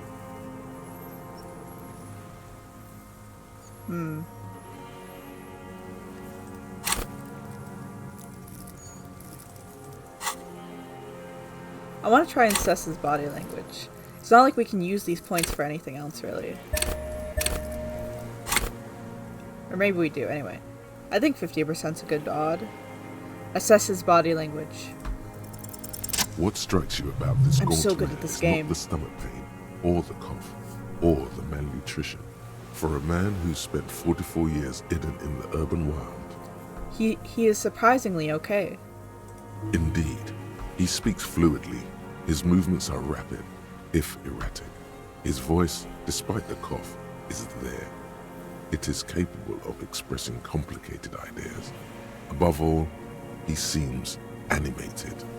Animated. By what? It's a mystery. This animation comes at a cost too. Erratic hand gestures, thought processes cut off like threads, as he just stares at the logs or the reeds. He also suffers mood swings, bubbling to the surface, unconstrained by his nervous system. Dementia. You've seen demented people before. This feels similar, yet different. When his thoughts move, they are lucid, keen even, not senile. Is it some kind of substance damage? Like he's addicted to something? Not only the painkillers he's clearly on. Mr. Droz, are you on some kind of psychoactive substance? No. I won't be stuffed full of shit like the rest of this city. You said you take painkillers. I take them to cope with pain. The people of this city use painkillers because they have pain. Untreated illnesses. Not enough money for a greedy doctor. He is indeed very lucid at times. It's not a downer, rather an upper, judging by his snaps. Are you on amphetamines? Like some kind of decadent rock star. He doesn't dignify it with more of an answer. Mr. Droz, are you okay? How is your memory? No, I'm not okay. I shit blood, and I'm surrounded by insane people. He waves his hand, chasing something that's not there.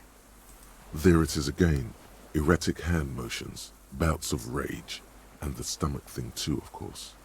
Could it be a symptom of overdosing on something? Something even you have not tried? Keep your eyes peeled. Islov Lilianovich Droz, You're under arrest for the murder of Colonel here in Mercedes. What? But you said I would be taken to the... The old man's eyes filled with sudden, unexpected terror at the words. The wind picks up. The silence on the water is broken all around you. Little shivers of waves appear.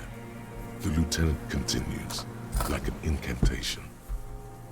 Your wayfarer rights have been suspended. Information provided to the officers on the scene will be used against you by the prosecution.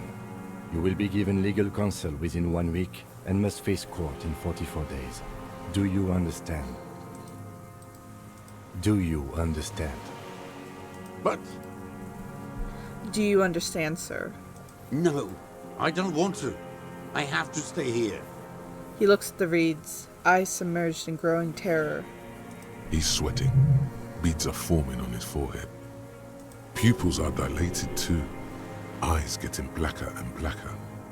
Your confirmation is not required, sir. Now on to the boat. Where is it? Perception. 58% chance. There it is again. To your north, as it has been since you came to the coast. The reeds whisper, stalks rubbing against each other. But then, in the middle of it, What? something completely different. It sounds like a bow, very slowly being drawn against the strings of a violin. A very small violin, made of reeds and rushes. I know, I failed a 97% check, but get 2 58s in a row. Maybe there is room for 3 on the boat. Then it's gone, drowned out by the lieutenant's voice. Shh, Kim, do you hear that? What? What are you talking about? Is this... really us? The old man's voice drowns in a sudden gust of wind.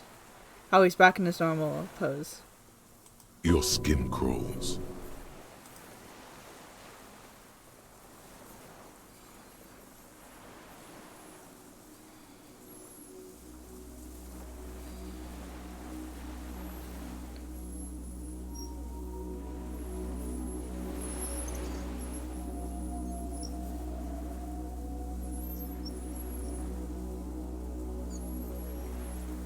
A delicate tangle of arms and legs unfolds from the reeds, limb by limb, to then just stand there, moving its scythe-like arms in ghostly silence.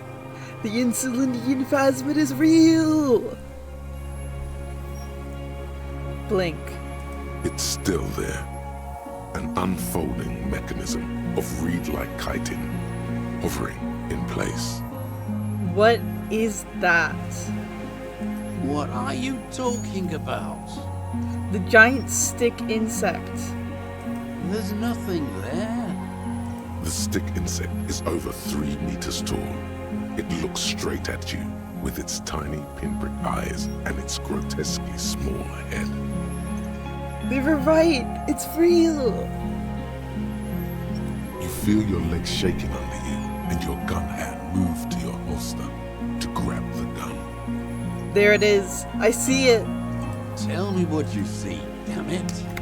I can't make out one small thing in the reeds. Kim, can you see it? I can see it. 4 simple words, thank God. If he can see, then you're not insane.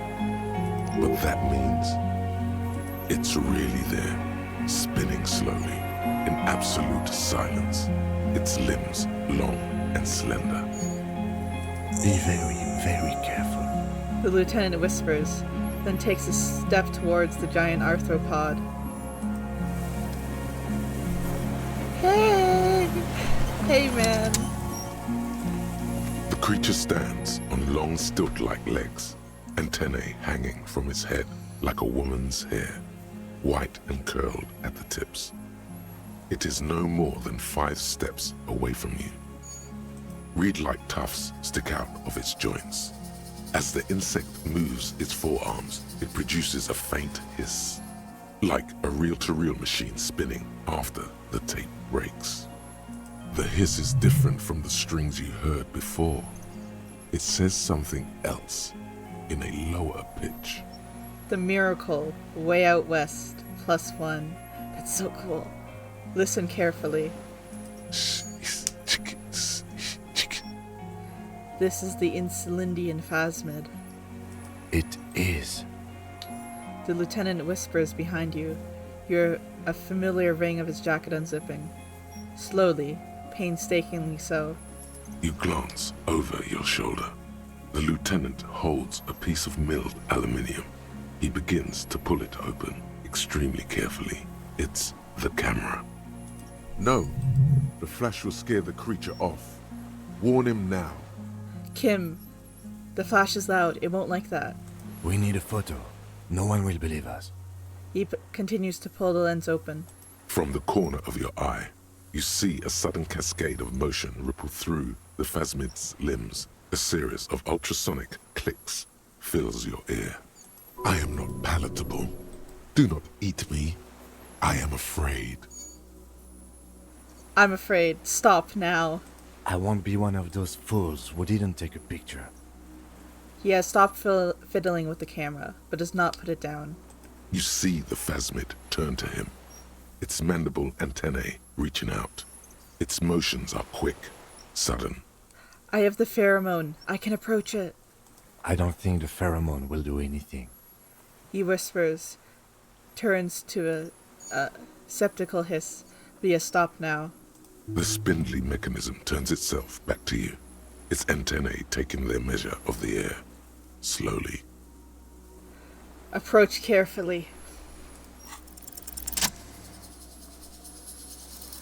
Slowly, with your breath held, you take 2 small steps toward the phasmid. The creature lets out a series of ultrasonic clicks that swarm around your head like swallows. Sweat drips from your brow, soaking your chest. You reek of it, your chemicals.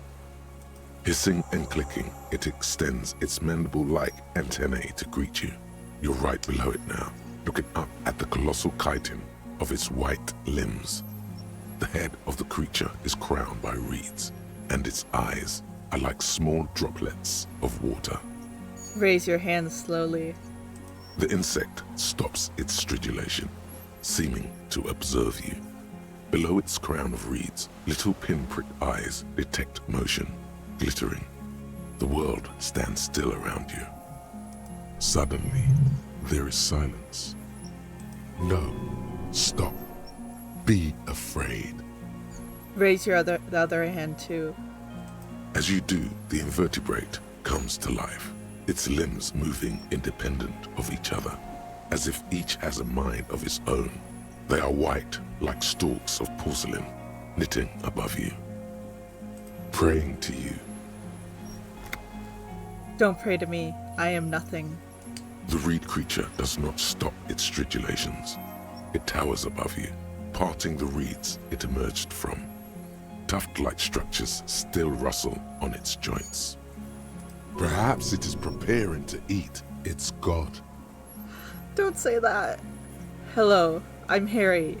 I don't really know who I am. No reply.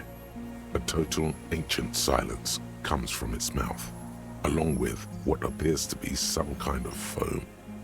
The stridulations of its limbs continue all around you. Stand on your tiptoes and look more closely. You were right. Little bubbles form on the mouth parts of the creature, on its segmented lower lip. It looks to be foaming, slowly. The foam is white, then yellowish. The faintest smell like you've never felt before, like burnt roses. Kim, it's foaming. Careful. It may be poisonous. The lieutenant watches you apprehensively. The foam slowly turns a darker shade, like burnt caramel, as the insect moves its mouth parts, masticating. The little bubbles begin to burst, one by one, letting out that same smell, like summer burning. 72%, please! I exist. I forgot to check what the check said. I exist too. Tell me what it's like for you. It's wonderbar. Yes, holy is the Lord of hosts, and all the earth is filled with his glory. Now, I will tell you what it's like for me. For me, it is a series of half-lit images, a kind of darkness, being intruded upon, transient, dim, moist. Kim, are you hearing this? Intruded upon. By what? Shapes of plants and animals, and internal sensations. A swarm of sounds, tiny vibrations on the inside of my forearms. All speak of complexities totally beyond my understanding. I am at the end of a narrow funnel, weightless, so light, it only feels like something to be me. In truth, perhaps I'm nothing. I certainly do not have a soul, and if I did, it would never ache. I wouldn't be surprised if it was projecting directly into our brain. You're the type of animal I would like to be. Are you sure? Yes, I'm sure. Why do you ask? Sometimes, when molting, I will grow a lost limb. One time something went wrong, and a small leg replaced a missing antenna. A small leg. That's horrible. Yes, the leg tried to move around independently, making it hard to walk. You don't have a foot there now. Yes, thankfully someone ate it. The next time I molded, I grew an antenna again. I am a detective. So am I. I was born to detect sucrose rewards and semiochemicals. What were you born to detect? The killer. He's in a bad state, deteriorating fast now. He thinks I am beneficial to him, but I am not. I only quicken his deterioration. You're destroying him? Very slowly, and only because he won't go away. It is meant to keep them from noticing me, to interfere with the pictures in their heads. But he has looked at me for too long, and I am destroying him. Is this a dream? What is happening? No, you are awake. I am real. Light is forming me. This is real. Where does this come from? All this around us, the world. Not even the birds know that. Not even the water lily.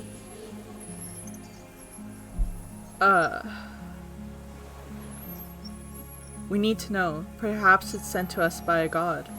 I think we should eat it. If it's a leaf, you can put it in your mouth. Or read. Yum yum. Wait, so You look like a reed, and you eat reeds? Yes, they don't mind. Have you accidentally eaten another reed, Phasmid? Yes, I once cloned myself and ate the little ones. It was winter, and I woke up at the wrong time. It was an accident. Yeah, that's a thing some bugs do. What exactly are you?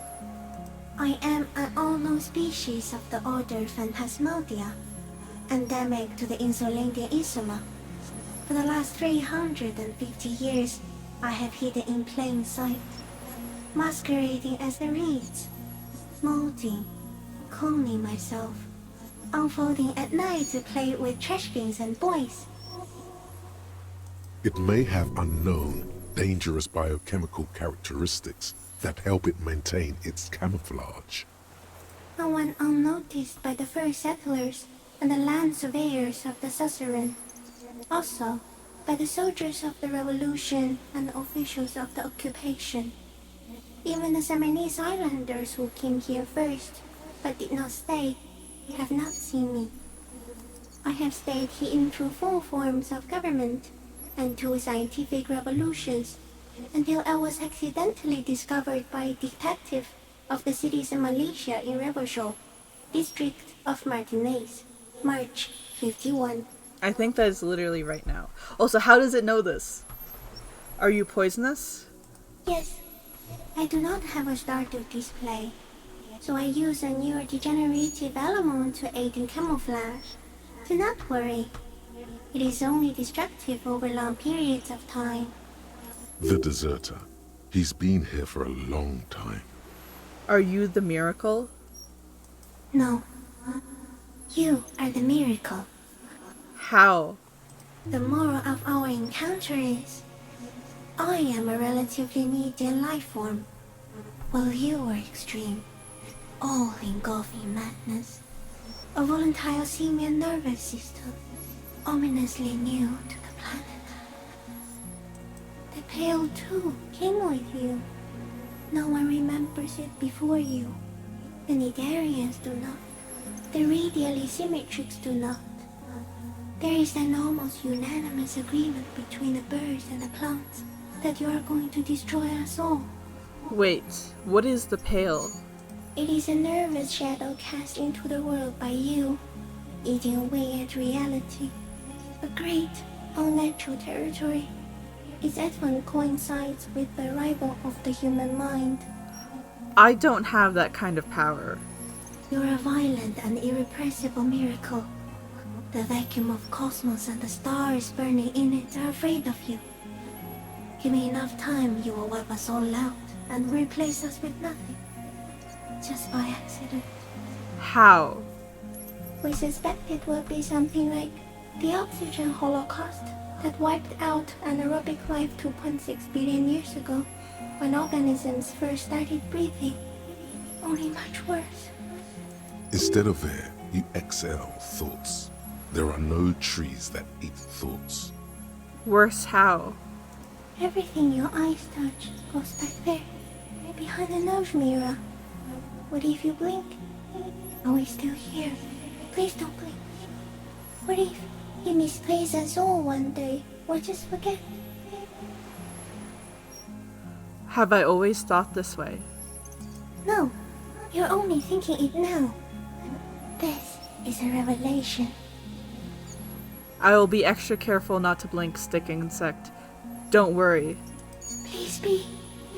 Or one day, one of you will close your eyes and sigh, and open them to see that none of this ever existed. Okay, we have a dialogue with quotations now. Kim, am I having a violent epileptic seizure? It doesn't look like that, no. What does it look like? You're just staring at it. Then, I think I'm having a vision about the final fate of mankind. Okay. Is it somehow related to the case? Sort of. I think we should take the picture, and then you should back away from the unstudied species. I have to say goodbye now. I have no more thoughts. That was all. Goodbye. No, there is one more. Of all the creatures I have met, you are the most beautiful. Thank you. I also have one more thing to say to you before you go. That woman, turn from the ruin.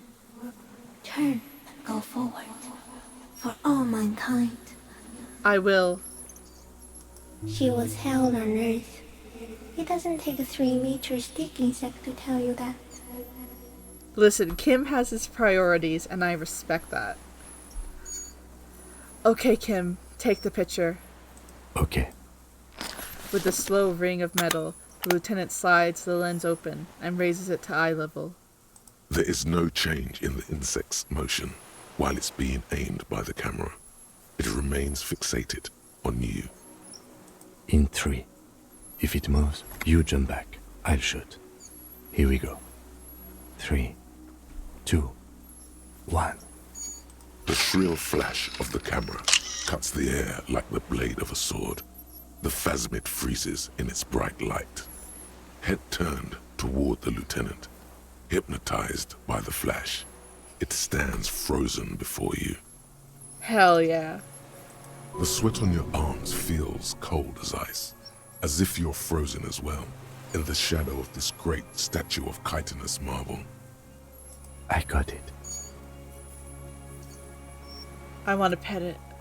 You hear the lieutenant whisper as the creature's shape develops onto photo paper in his hand. A polychrome ghost of white streaks against the reeds and the sky, and you, as a shadow before it. Slowly reach out and touch the creature's whisker. The antennae hang from a great height. With your hand shaking, you barely touch the tip of the left whisker. On contact, the chitin curls into a spiral, like the tip of a poison ivy. Its touch on your fingertip feels cold, ticklish. The sensation is electrifying, resounding through your body. It is surprisingly delicate, the curly end of the whisker, like a young vine. It's even a bit wet. Looks like someone's got hurt in a fight. This antennae is much smaller than the other one. Be careful, detective. It's moving. Look at your finger. You were right. It glistens with some kind of moisture. The creature in front of you stays frozen. I am not going to look at. Carefully pet its scythe-like forearm. The limb before you is incredibly light, like eggshell. It's much lighter than a reed. You feel a soft push could tip the creature over. Its hollow exoskeleton collapsing. Warning! It's about to move. You can sense it. Pull your hand away. A sudden shiver passes the limb. Looks like the creature is awakening, wave by wave from its stupor. We got it. Another shudder pulses through the creature's limbs. It jolts back to life, like a record continuing where it left off, in a swaying, praying motion. Even the small black pearls of its eyes do not stray from you. Disengage slowly. As you're turning away, the phasmid mirrors your movements, stepping on the water, the long limbs carrying its feather weight without breaking its surface. Goodbye.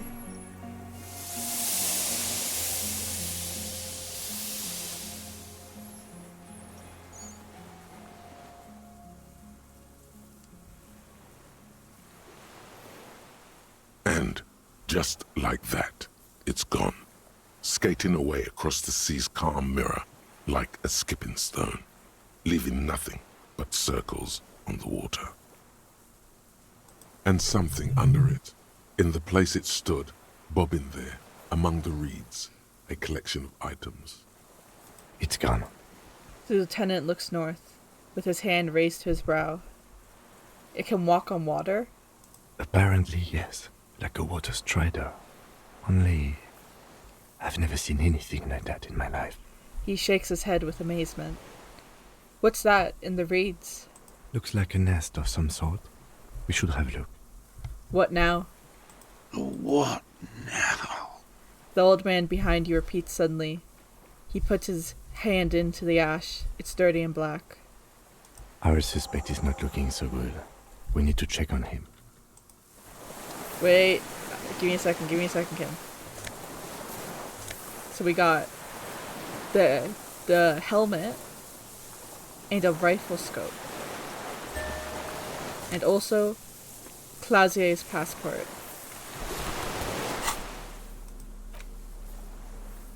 This passport, issued by the Sovereign Republic of Oranje, is issued to a black-haired woman called Katarzyna Alazier. Classier's hidden documents. From the MT boy. Look at the photo. It's Clausia, with short black hair and glasses. She looks boyish, younger somehow. What was this doing in the phasmid's nest? Maybe our man, Mr. Dross, took it from Classier's, or whatever her name was. Hiding place, or... I think the phasmid took it. Like a magpie? What a coincidence. Then it would also have collected the other objects, which would be highly unusual. Fair enough. I can see how the helmet could wash up on the island. And the scope. Maybe Mr. Dross lost it. But to seek this out would be very unusual behavior for an arthropod. It says Katarzyna Alazier. She said it would be for Anouk Meyer-Smith. Anouk Meyer-Smith. Katardina Alazia was supposed to be her real name, where Clausia comes from. Remember? God damn it. Katuzine Alazie was supposed to be her real name. She lied to us. Yes, somehow she managed to lie to us. One more time. In a way, she's still lying to us right now. The lieutenant smiles. What's her real name, then? I don't know. But it's not Katarzyna Alasia, or Klasia, or Anouk Meyer-Smith. We didn't even scratch the surface with her, detective. Perhaps it's better that we didn't arrest her. Who knows what hell she'd be raising in my district by now. The winds are silent. The streets are empty of her. She is no longer in the city of Revachol. Put the passport away. Hey, man. What is it? What do you want from me? I can't go.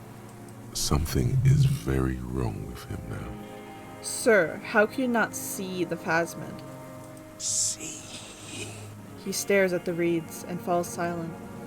Mr. Dros? The man does not respond. He keeps staring, black eyes glazed over and bulging from their sockets. His gap-toothed mouth shaking, like an addict of some terrible substance. Snap your fingers under his nose. A light shiver passes him, followed by nothing. His hands are trembling, and he breathes slowly. He's going into some kind of psychomotor immobility. The good news is, this solves our transportation problem, doesn't it, Mr. Dros? The trembling mouth appears to sigh. Between this and the broken tire he's used for a boat, I think it's safe to leave him here, while we go and get help. It will need to be medical first, I'm afraid. What has happened to this man? Old age and shock. I think it's the phasmid. Yes, the arrest and the appearance of the phasmid, the combined stress. But you think it's something more than that, don't you? Quite a few things about that health check you did on him make sense now. He couldn't see it, Kim. It's just the reeds for him. That could be part of the shock. But you're right, something is off here. Mr. Dros, He touches the man's shoulder. No response. No, it's not that. The Before, when I evaluated his state, he seemed strangely animated. he was energetic and articulate. After all these years alone, with little hygiene or medication, I would expect worse. Perhaps this animation is induced by something in the phasmid? It does not seem to be animated now it's left. Honestly, I'm ready to believe anything at this point. Maybe it is psychoactive. I mean, why not? It's 3 meters tall. He takes off his glasses and cleans them.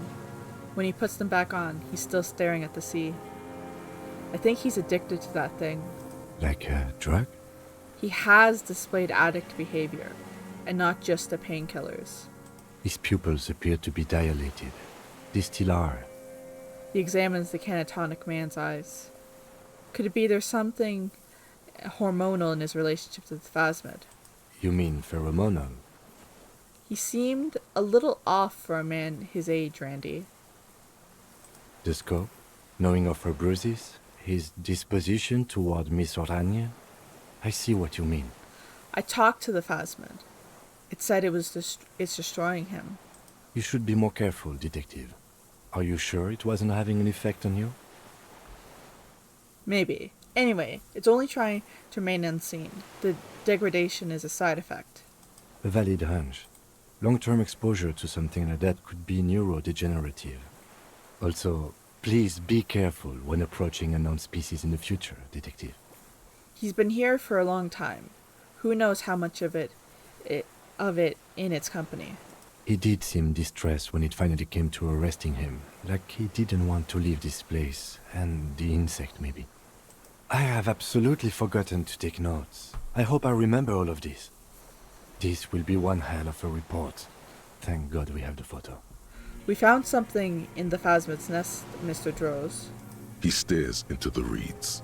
Your words don't stir anything in him. Perhaps you should. Show him the ceramic helmet. Nothing. Just dull staring.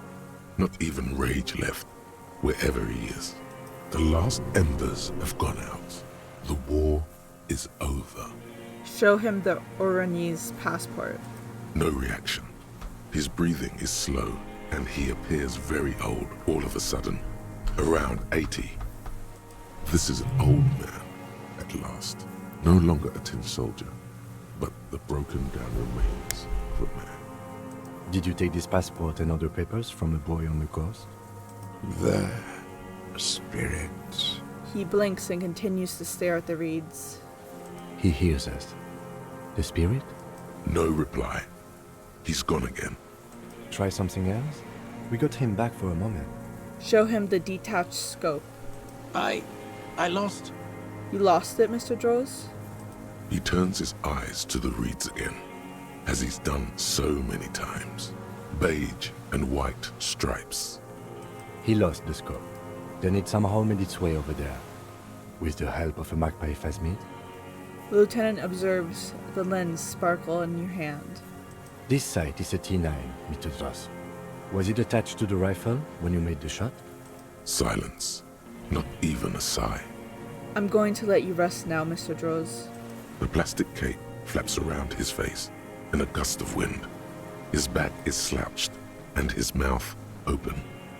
The blacks of his eyes are receding. His pupils are returning to normal. The strength has all gone out of him. Just frail old bones in a sack of tracksuit trousers and a windbreaker. Hang tight. We should think about getting back to the mainland. To get help. He'll be safe here. If we don't take too long.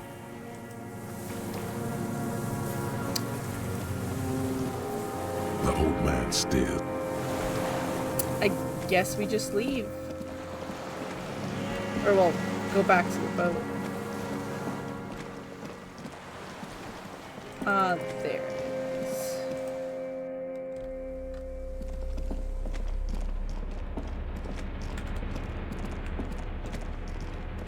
I forgot how cute the Phasmid's voice is.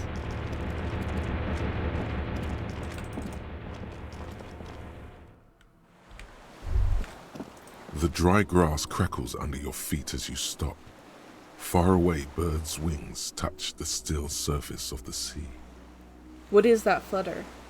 The flock of quail departs, now more than 100 meters away, 102, 105. Underneath the flutter. On the islet, there is almost no wind, just the light movement of air through the reeds. Bulrushes swaying on the waterline, long dried leaves chafing against each other, like a silent orchestra tuning at the beginning of some major work. Of great importance to the few who attend. To the west. A silent hiss, sea air moving through the needles of a pine tree. To the east. The faraway roar of the city, distant like today's dream. Before it, the sound of sand, the low tide filtered through its grains, a bird tending to its feathers. Ahead. A low hum. The air slowly moves through a concrete box, through its ancient slits and cracks, resonating, hollow. A big building. Beyond that, further north. Air flows out of a pillbox window.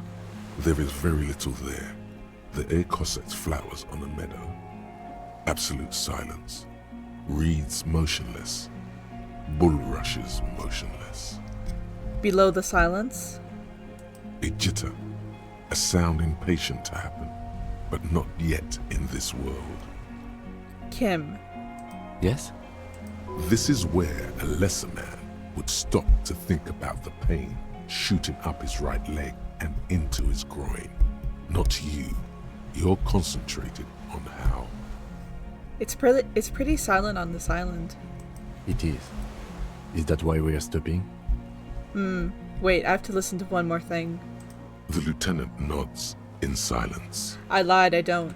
Open your eyes. Stop listening. Back down to the boat. You know, I really didn't expect this to take so long. I should have. The skiff is swaying on the waves by the dock. Let's return to the mainland, Let's. We are done here. he says, adjusting his glasses as he looks out over the water. The skiff rocks gently under your weight as you get in.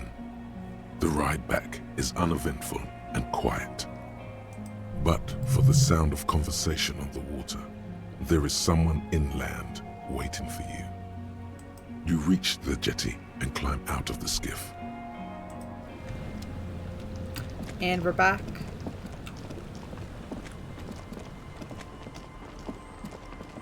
Hey! Look what the tide brought him. That says the man without sunglasses. Suddenly his expression changes and he tilts his head. Harry, you're bleeding all over the place. You're half dead. Whatever this is, it is completely unimportant compared to what you've just seen. Forget about all this. There's a giant... We're not forgetting about anything.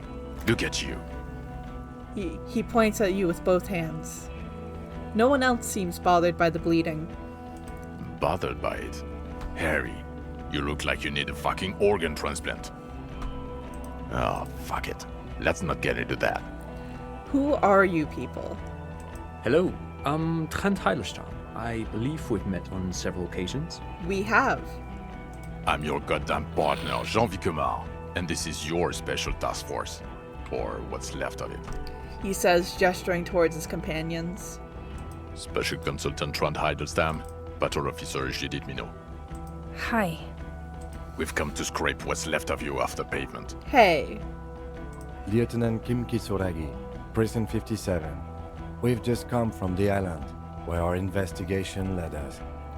The scene is making even him feel as though he has to justify your actions. We might need your help with something later. He adds, suddenly regaining his confidence. As if he recalled that he's in fact a decorated police lieutenant and not a naughty boy. But this is clearly a departmental matter, so I'm going to leave you to discuss it among yourselves. Way to feed me to the wolves, It's good to meet you, Lieutenant Kitsuhagi. she says warmly, flashing the lieutenant the tiniest of smiles. Letting the lieutenant know he shouldn't feel embarrassed over the shitstorm that's about to befall you. What is this about? Ari, we want to help you. Trent, I believe this is where you come in? I don't quite know what I'm doing here. I was asked to participate as an expert. I think I need to manage your expectations a little. I'm at best an enthusiast in cognitive science. My background is in something else entirely. I engage in neurology on a merely theoretical level. In fact, I should probably get going. No, Trent, it's too late. You're part of this shit now. What have you got to say for yourself, shit kid? Hey, Shit kid. What an interesting moniker. what's a shit kid? You. Shit kid? That's you. Maybe you've deserved it. How did you know I was here? The cafeteria manager you fucked over told us where you went. I understand. Okay, Gart told you. And people on the street helped us too, with your whereabouts. You're a legend among the drunks, Harry. A legendary local drunk. Tequila Sunset. You aren't the man with the sunglasses at all. You're not even blonde. Guilty as charged. I heard you'd lost your mind and your memory. I wanted to see if it was true. It was. And it was. Good work, Harry. You're insane now. There's one less person for me and everyone else to rely on. He was too sarcastic for you to realize who he was.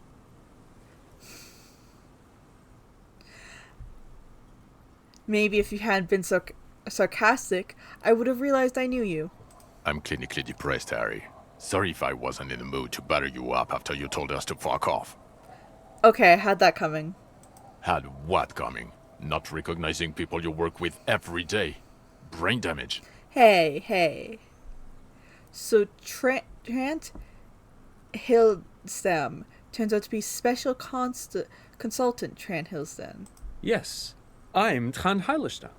I never said I wasn't Trent Heilerstam. Okay, immediately he has to tell me how to pronounce his name. Thank you. Wait, so what's up with that kid then? Mikhail? Mikhail's my son. His son? What a joke. Everyone is lying to you. Oh, okay, sorry. No problem. What are you special consulting then? What are you special consulting here? What indeed?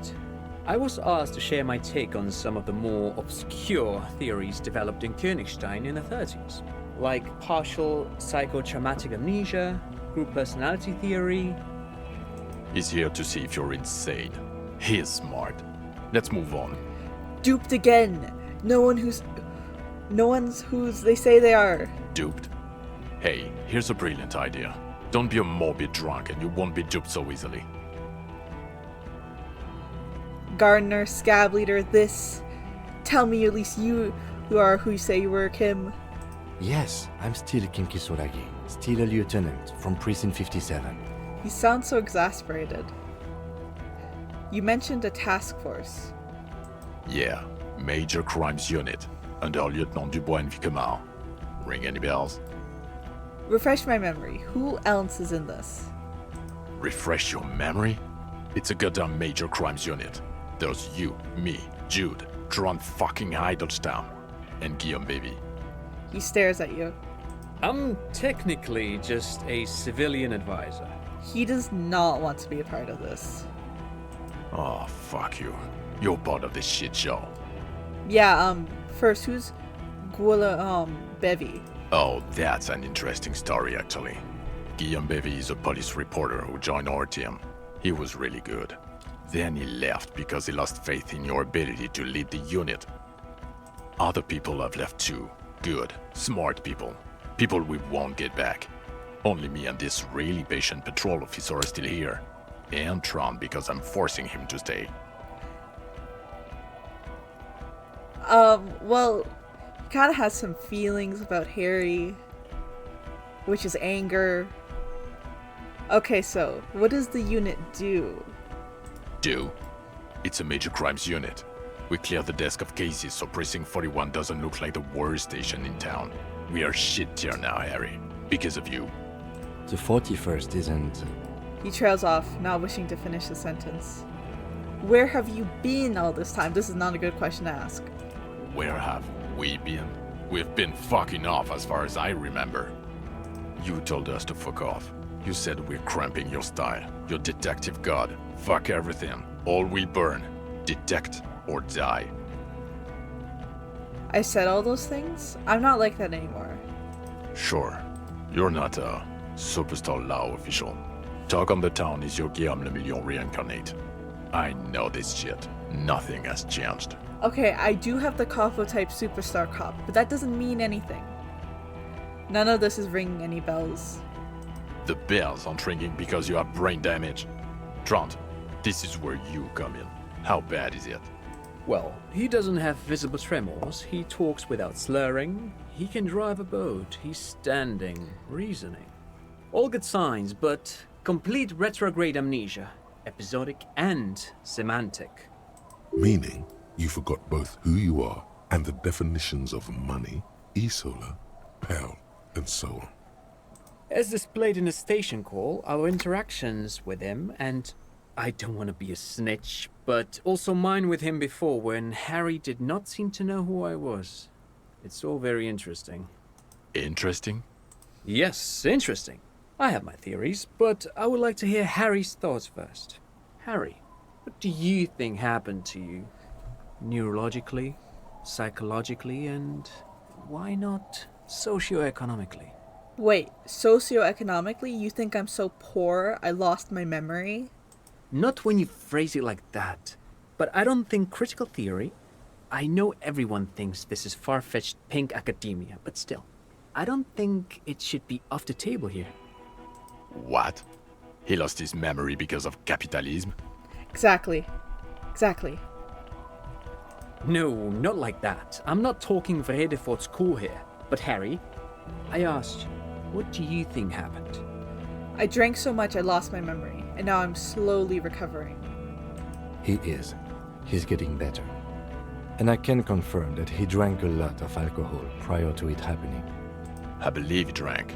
People do that, especially this one. What they don't do is forget their whole life because of drinking. But Detective Vigmer, he has blanked out before. I have? Yes, a couple of times. After some of the more serious benders. One was after the two drunks case, the other when we looked into that mural. So you don't remember not remembering. Beautiful. Interesting. So at first he dipped his toes into it, prepared. That's where he would have gotten the idea, yes. Practice. And then he used alcohol to get there, so to speak. What do you mean? Well, here's my theory. What if this is an absolutely normal reaction to the world we're living in? What if this is not a significant anomaly at all? Something to be explained, approached as a defect? Look at the sensory input here. He gestures towards the scenery. Look at the ruins, the neon. Listen to the radio, the multitudes, the people. Live here for 40 years. As a police detective, he's like a magnetic reader on the world tape, to borrow a known metaphor. Harry's been pushed flat against it. Total input. Hardwired to the free market. He just needed for its end. Okay, Trent, thank you. That's absolutely meaningless. I'm glad we brought you. Will he or will he not be able to work in the major crimes unit? Is he a cretin now? I want to know that. He's not a cretin, and he is able to do work. If not in his previous leadership role, then as a line detective. I'm ready to lead again. No one even mentioned that. He just did. My question. It should have been, is he able to put his clothes on and use the body? Or do we need to get him on a disability pension? You do not. They can keep that pension. You're rock solid. You can put your clothes on hard. What now? Now nothing. Now we're just going to stand here. Just stand there. Yeah. Just stand there. It's cool. Really? No. Now we discuss that. What the fuck did you do to a motor carriage? Why is it there, Harry? The time had come. Tequila sunset. Ha ha ha. Ho ho ho. Tequila sunset. Not sunrise because you're almost dead. So funny, Harry. Thank you for fucking me. Thank you for destroying 45,000 real of police property that's coming out of my payslip. You know that, right? You're gonna get fired, and I'm gonna pay till I die. Oops. It doesn't matter. Your badge, Harry. Show me your badge. I got my badge right here. In a rush to demonstrate your badge, your eager fingers can't sustain a grip on the smooth plastic, and the badge slips out of your hand. I will catch it. I'm so cool. I'm so cool. Not today, badge. The drama is unnecessary. I got the badge. All is well. And your gun? As if having your badge and gun are natural states, not achievements. What is it with all these material objects? My gun is right here. He has it. And he didn't drop it. You're drunk like a bum, Harry. Put that thing away before you kill someone. I'm not drunk. I haven't started drinking again. So you forgot to drink? I don't buy it. Why do you smell like a corpse then? 'Cause I didn't shower. He's wounded. It's Also been that. a long week, and he's handled an actual corpse. It's been a bit of a week. I'm sorry I smell bad. A bit of a week? You're drunk, and you let a suspect escape, a certain Glacier, because you were too drunk to assess a flight risk. Well, we got the actual guy. We've read the report, Sari. Lieutenant Kitsuragis. We know. It's just a small detail in a huge case you know nothing about. Sure, if it's part of your master plan. Let's not even get into the other suspect who also escaped. Another detail? Letting Ruby escape was the right call, okay? Or the fact that you're Everclear's little peony now, doing I don't know what for him. That's small-time stuff. That's nothing. That's a humorous anecdote. Listen, I scammed him out of that one. Compared to the 7 people who were gunned down, The streets are literally red with blood, Harry. It was fucking mass murder. That wasn't my fault. It kind of was. He did everything he could. We did everything we could. The company hired and vetted mercenaries. Lieutenant Dubois got between them and the locals. Exactly. Thank you, Kim. He did so at considerable risk to his person. Remember, he was shot. We stopped an execution, not a negotiation. The loss of life was minimal compared to what it could have been. Harry is doing his best. Yeah, they're just haters. You're right. I also solved the case. It's solved. All of it. Detective, it's better if I do that. My bad, Kim. It's so much better if he does this. 1,000,000 times better. Thank you for the input, Lieutenant Kitsuragi. I didn't mean to suggest you didn't handle the situation. He brushes a stray strand of hair out of his eye and coughs. You've spent the week with him on this case. What is your take?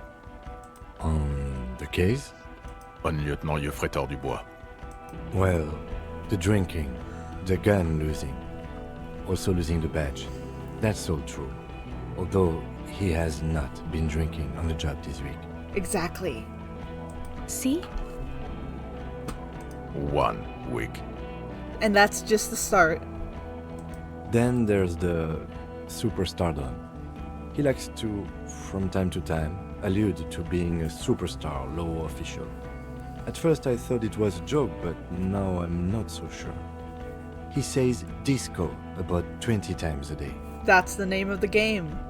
I must. It's just strange, especially in light of his political views. Detective Dubois is, as you may know, a true blue moralist. He recently attempted to contact a coalition warship in order to assign la responsabilité, which is commendable, but also at odds with his own behavior. And then there's the motor carriage in the sea, something I was not present for. But despite all this, he is a great detective, one of the best I have seen, in fact. Thank you, Kim. He can talk human beings into telling him everything, and he doesn't stop.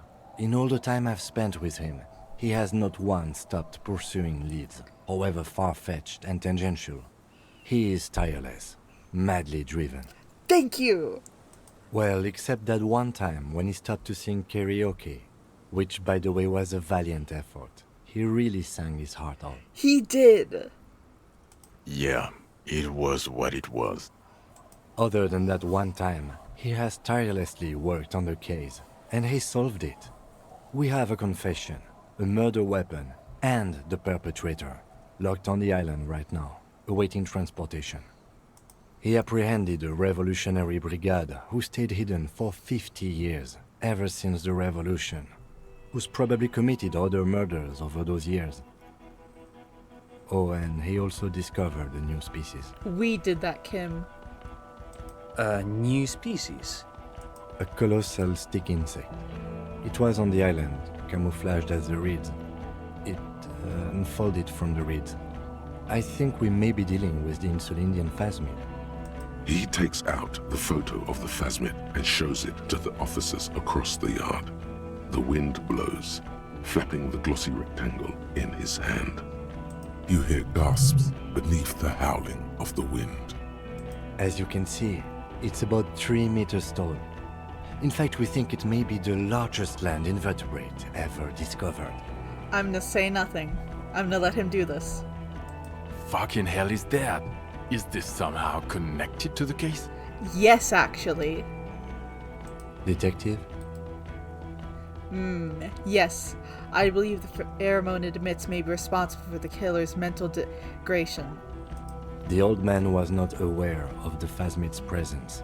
Exhibiting a strange, atypical dementia, he fell into a stupor after its appearance. He became near catatonic. So it is connected. Yes. I must say, this is absolutely extraordinary.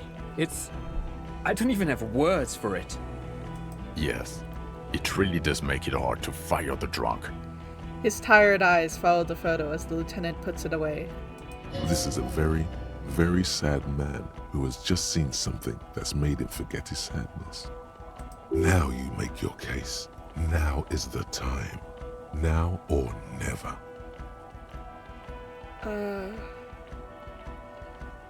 The killer, Lilianovich Dros. We have a strong motive for him.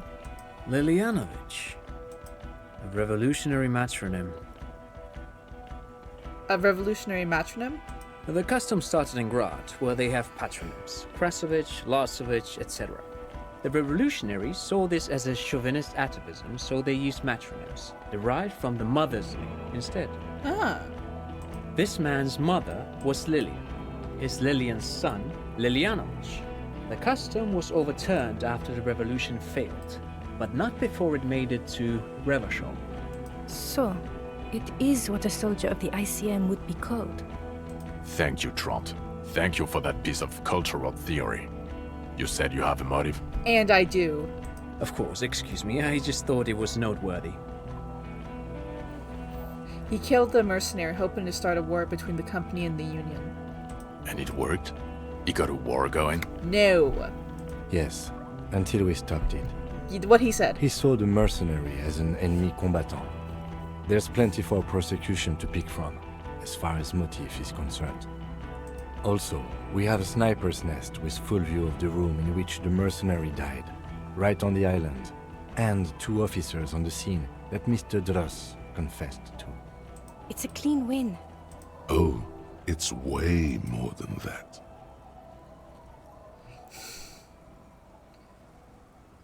It's my masterpiece. They'll teach this in cop school. Masterpiece? Get over yourself, Harry. I can still smell the booze on the wind. No booze. God damn it. Doesn't it ever leave? It is there. Like in your bones or something. It will pass. In time. The previous head of the Debarders Union was assassinated by our killer. This is a conversation for when we are no longer out in the open. In Martinez, where Evrard and Edgar Clare have ears everywhere. You make a good point. And eyes, too. Your return from the island must not have gone unnoticed. My bad. Understood, of course. I would prefer not to partake in anything Union-related, for political neutrality. Also, the Phasmid was female. The reeds are its nest. Female? What makes you think so? You had to see it. It had the subdued colors of a female, and the nesting behavior too, I think. Incredible. Were there eggs in the nest? Not as far as I could see. There were other things there, though. It had gathered items in its nest. A helmet, a scope, and a passport. Actually, you know, this would indicate it was a male. This is far from anything in my field, but I think such nests are called bowers. They are for attracting mates. I still think it was female. Of course, as I said, I'm only guessing. I didn't see it. It must be robust if it can move a whole helmet with its limbs. I think it reproduces by parthenogenesis. As in cloning itself? What makes you think so? Just a hunch. Well, then it wouldn't matter if it's a male or female. The bower would just be rudimentary behavior from before the parthenogenetic mutation. That makes sense. Yes. Very interesting. Such organisms are extremely vulnerable to disease. A single strain of bacteria could wipe out the whole species. We're probably looking at conservation efforts here. In his mind, he's already planning a nature reserve and knows a good guy for that. I think it emits a chemical that makes it look even more like the reeds. Yes. That would be a chiromone. A pheromone that's seemingly beneficial to the host. It usually stimulates the affected nervous system. Not a human's, of course, but perhaps a predator's? The perpetrator seemed intoxicated somehow, like an addict. It's just a hunch, but... There are species of bees that, under the influence of chiromones, take wasp larvae to their hives. Ants do the same with aphids, thinking they're... Do you think this is how it stayed hidden? Nothing is off the table. But I want to stress this. The find does not have to be connected to the case. The case is 100% prosecutable. without any chiromons. Of course, Lieutenant. Of course. We should treat the case and the phasmid as completely separate from each other. People are not going to... They're not going to go for this speculation in the constabulary. It had mandibles that looked like hair, and it was completely white on the inside. Yes, but also red-colored, beige and brown, a little green on the outside. After unfolding from a single stalk, it still retained parts that looked like reed tufts on its limbs. Incredible. The PR value of this is exceptional. Carp discovers new species. Maybe even discovers the Insulindian phasmid. No, that's too much. This would really help with some of the problems we've been having. Absolutely, this is great. This does not say vigilante murderers to me at all. This says science, news, human interest. You know, it's a really good thing you have that photo. Without it, I'm not telling them about the nightclub. There was also a dead man on the boardwalk, a missing person I found. yes. Fallen through a gap in a boardwalk. Drunk. How did you know I found him?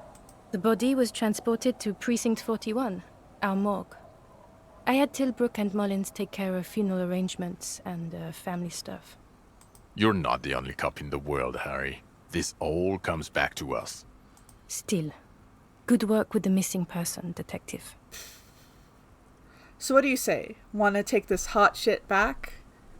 I don't want to, but you discovered a new species and solved the murder. So I have to. Jude? Anything that ends the trial is okay with me. Agreed. The public relations potential of this is too valuable to let go. Okay. We have vehicles in the square, and the perpetrator needs to be taken into custody. Let's go. Wait, I have a few questions before we go. About who I am. The man looks westward, impatiently, jingling his car keys in his pocket. Who am I? Who are you? You're a gym teacher, Harry. What? Well, obviously you're not a gym teacher anymore, but... But before. Before you were a cop, you were a gym teacher in Coron. It's getting really cold outside. Should we maybe... That does explain a lot. Harry, it explains everything. The running around, the jumping, the bicep girth, your inexplicable facial hair. What was that, Kim? The collection of foul sportswear I've amassed. Your love of retro-style dance music. How you're able to perform a 360-degree spin kick. The incredible stamina output. Also, this guy. Just everything about this guy. And this guy, too. God, even this javelin throwing freak here. When was this? When was I a gym teacher? In your 20s or late 20s. You've really let yourself go since then. You said in Coron. I was a gym teacher there? Yes, you taught gym in Coron. I believe that's the term. Taught gym at a high school. You were a high school gym teacher. The smell of sweat and glue. The worn floorboards. High school. Harry, your goings-on with Kuno, Andre, Acel, the whole thing on the ice. That's why you are so juvie. It's coming together. Why did I join the RCM then? The regular. You found some chick. She inspired you to fight the big fight. Be more than you are. All that. Okay, I see now. I knew it. I knew no normal human being can run like that. He's an honest-to-God gym teacher. He's so invested, and I love it. Why am I like this? It's not a mystery. Some chick fucked you over. Also, you were drunk. You really went with it too. Really maximized the damage. Some chick. Who? Dora something. Dora England. Yeah, you mentioned her name. Not Dora Dubois. So we weren't even married. No one is married anymore. This is Revachol. When was this? God, I don't know. 6 years ago? She was way before my time. 6 years? Yeah, or 7. You're not doing too good there. It's an old man thing. 2 old years equals 1 normal year. That and Dora Engelund really tore you a new one. A big one. Who was she? incredibly bangable. Okay. Are you seriously using this moment to assert male privilege? Because I'm a feminist. He is very passionate about this. I am. Okay, you're right. She was extremely fuckable, Harry. Gorgeous. Okay. A gorgeous bourgeois woman. Okay. Way fish. Like a Welkin, basically. You don't have to go on. It's okay. Snow Welkin, Blonde Welkin, Pain Welkin. I've only seen a picture, but it's obvious you formed a real spiritual connection with how pretty she was. One you never recuperated from. Look, the sun is about to go down. It's time to go home. I think she taught in the Académie des Arts, east of the river. Way east. Hard to say which came first, the middle-class chick or the drink. Egg and the chicken kind of thing. Judith just wants to go home. My point is, you need to see a psychiatrist about this shit. Not a psychologist. Several degrees harder. Is there something harder than a psychiatrist? A forensic psychiatrist? Go talk to that. In other words, he's heard enough about this. Okay, am I a dirty cop working for La Puta Madre? No. No, because the suspects seem to think. You're too unstable to work for a mob boss. You're suicidal, Harry. No mob boss would take you. Good point. I assure you, I wouldn't consult for a corrupt unit. He would immediately backpedal out of it. Precinct 41. What kind of station is it? Us? We're the bloody murder station, haven't you heard? With the bad guys. No one likes us. That's not true. Jamrock is too big for one precinct. You are just understaffed, and everyone respects the 41st. You have Captain Price. Thank you, Lieutenant. You're being kind. It is an understaffed station and the district is too big, which is why we need to... Get back to it. We left Torson and McLean to run the Sea Wing. It's not good. Torson and McLean? Mac the Torso Torson and Chester McLean. They're not fit to run a wing. Believe me. Things are shaky as it is. They are damn iconic though, Torson and McLean. Not now. Of course. And the Sea Wing is... God. There are 4 wings, Harry. A, B, C, and D. We're in C. It's made of losers and clock punchers. You and I reconceptualized it as a task force. It was a mistake. There's also a lot of outside help involved, not only me. Other losers too. He's also pretty nice. And Price is... Ptolemy Price? He's the son of the old Price, one of the founders of the RCM. He's one of the most highly regarded men in the force. You're lucky. So I work in the Bloody Murder Station. Okay. It's not the bloody murder station. It's an old converted silk mill with green desk lamps and a coffee corner. A lot of good people work there. Hard. Every day. Jamrock is the largest ghetto in Rivershaw. Faubourg, technically, but it's divided into 11 districts. Jesus. Jamrock only has us. The press will blow over. Jamrock is lucky to have you, and it's often considered to be the greatest of the districts. You're lucky to have it. Thank you again, Lieutenant. The Phasmid. I need to tell Lena about this ASAP. Who is Lena? A cryptozoologist. She lives in Jamrock, on Tabernacle Road. She told me about the Phasmid. Tabernacle? It's on the way over. Near where you live on Perdition. Fine. If we're gonna drop you off anyway. Yes. She and her husband were conducting the search for the Phasmid. It's their discovery, in part. They should know as soon as possible. It would do you good to deliver some positive news for a change. Watch out, or she'll faint. Lieutenant Kitsuragi, what will you do now?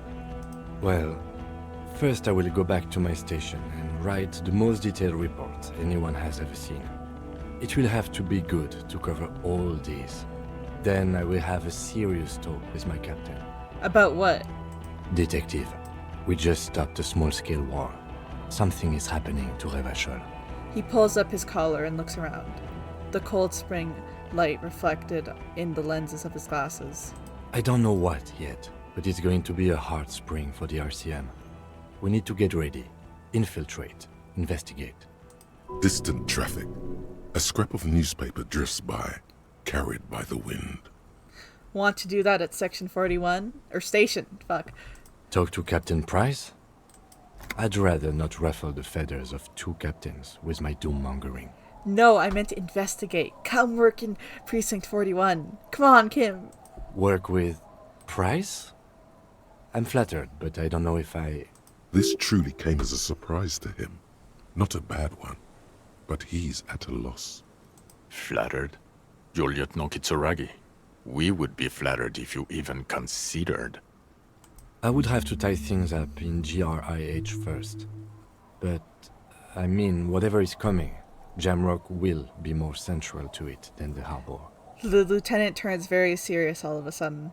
And we also have a huge caseload, Lieutenant. Piles that we need to get back to. Mountains, even. I do like the sound of that. Recruit Detective M. Kitsuragi. Achievement! I thought I got that before. He's really considering it. One of us. One of us. One of us. Okay, I'm ready. The end. Good. Fuck it, let's go. Tron brought his motor carriage. It's a 20-minute drive to Jamrock. Under the afternoon sky, the great district hums.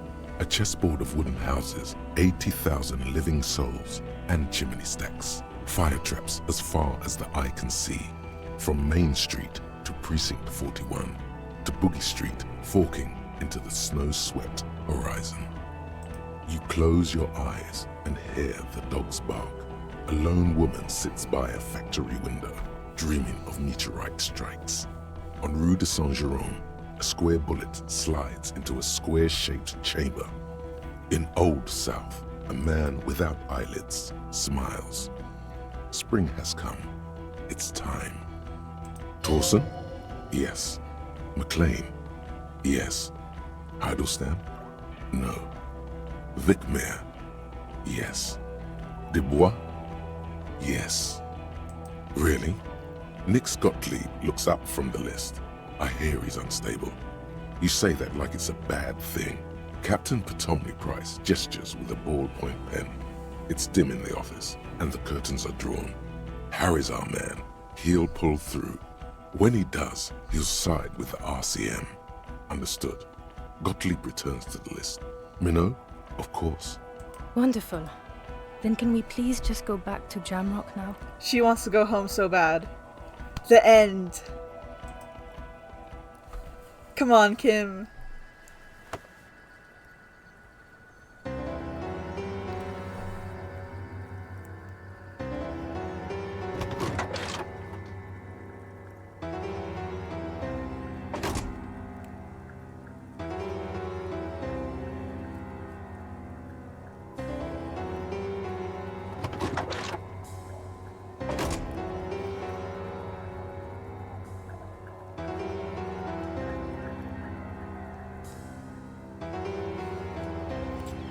Oh, this game is so good.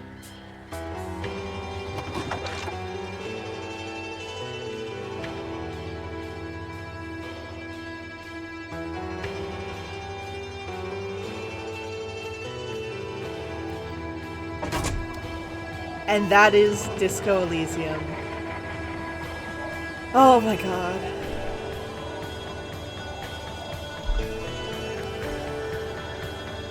I forgot, I know how good the ending is, but I kind of like forgot. It's so good. Oh my god.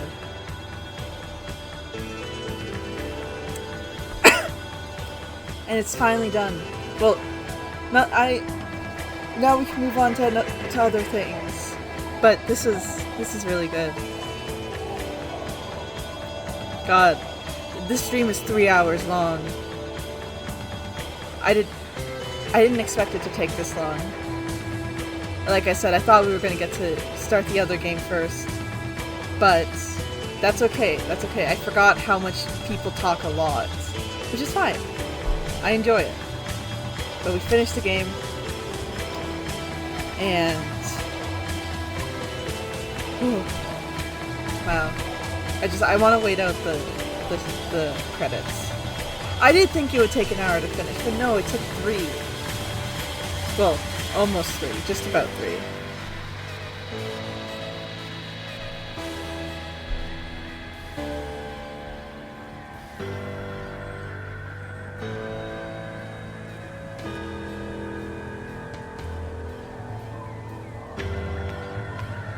And the soundtrack is really good. I like listening to it a lot when I'm working. It's such a good soundtrack.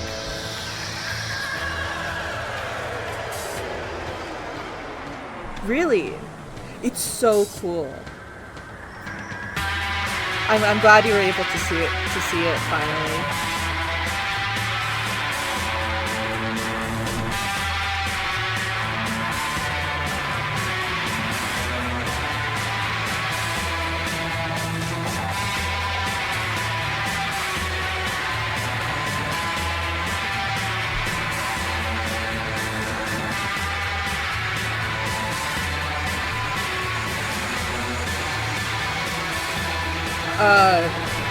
Schrodinger's cat?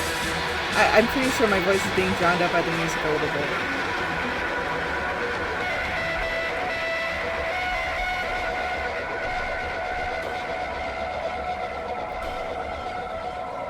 The cat is both alive and dead until you open the box.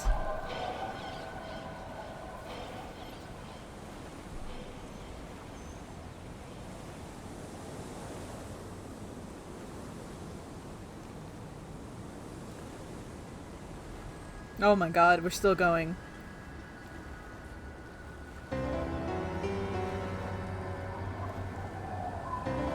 Yeah, because some of the voice actors got changed between versions. I remember seeing that on the wiki. Not a lot.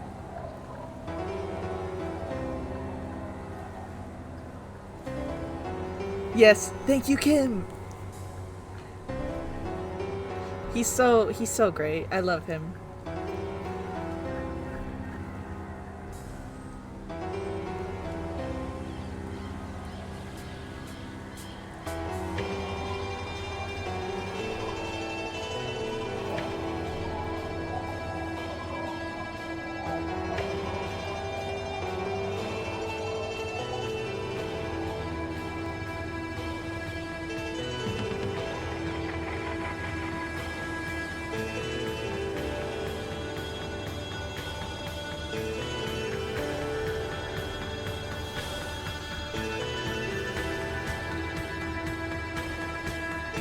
I don't even know a lot of these characters I do not know.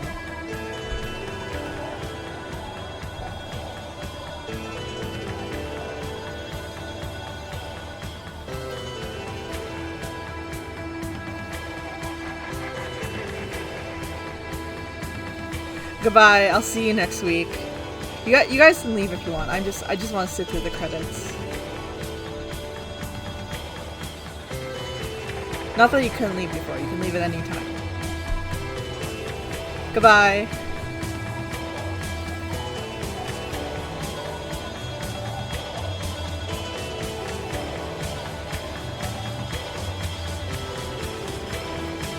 You are not trapped here under contract. There is no contract to be my mod.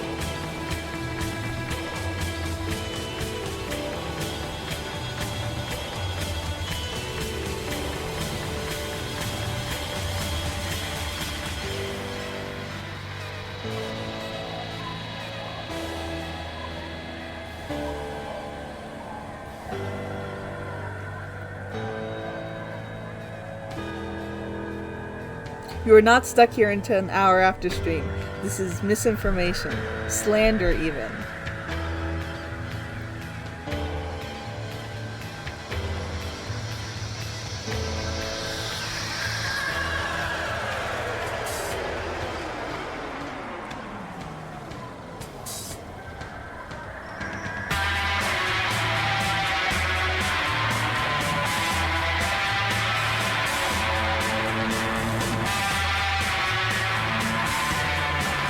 You did manage to catch a lot of the insane things that happen,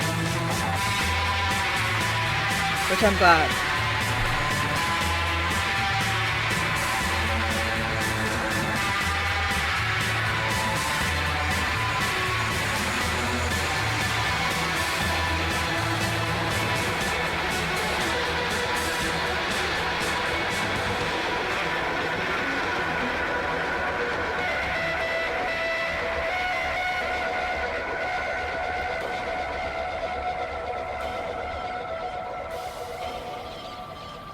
There are a lot of translations for this game, which is good.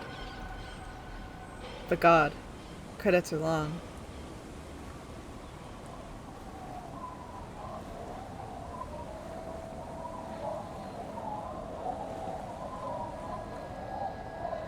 I think we're getting there. Yeah, no, the phasmid is real.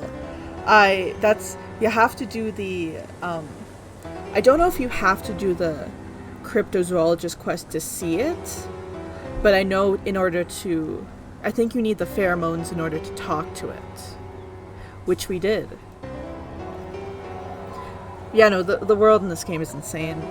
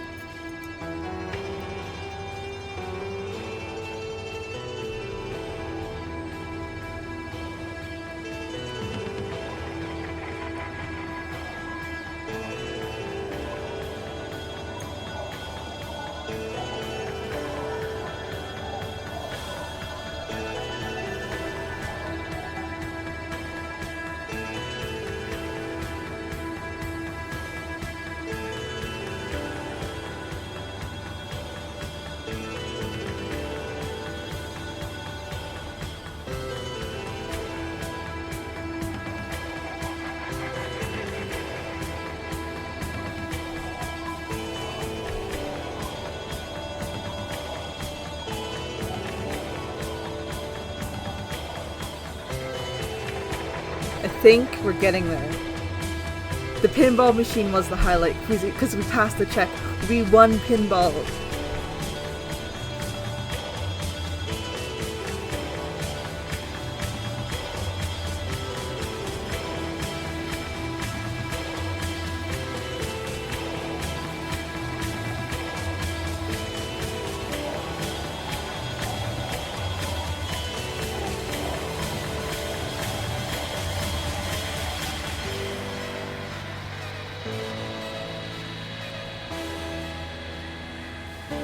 That's true. The pinball, when you succeed in pinball, you're able to pass all the checks that are important, except for that one shivers check.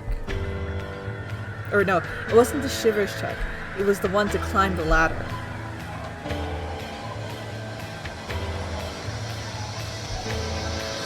Except for that one. That's the exception.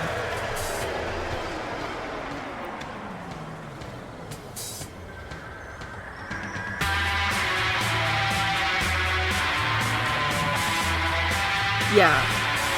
Okay, we're finally getting there. Stress relief, Ziggy, dog! Yeah, see, it was worth it to watch the credits.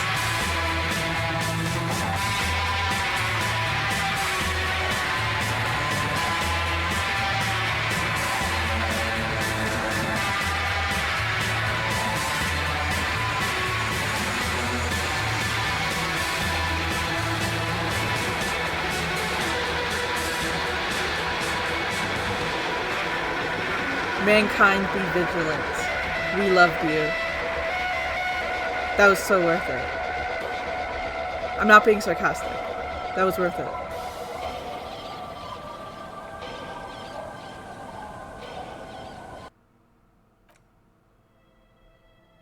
Wow. Wrong screen. So that was Disco Elysium. I hope you guys enjoyed. I did a lot.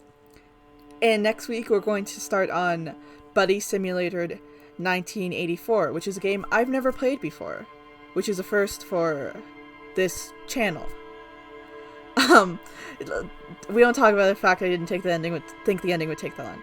But I hope you enjoyed, and I hope to see you next week. Goodbye!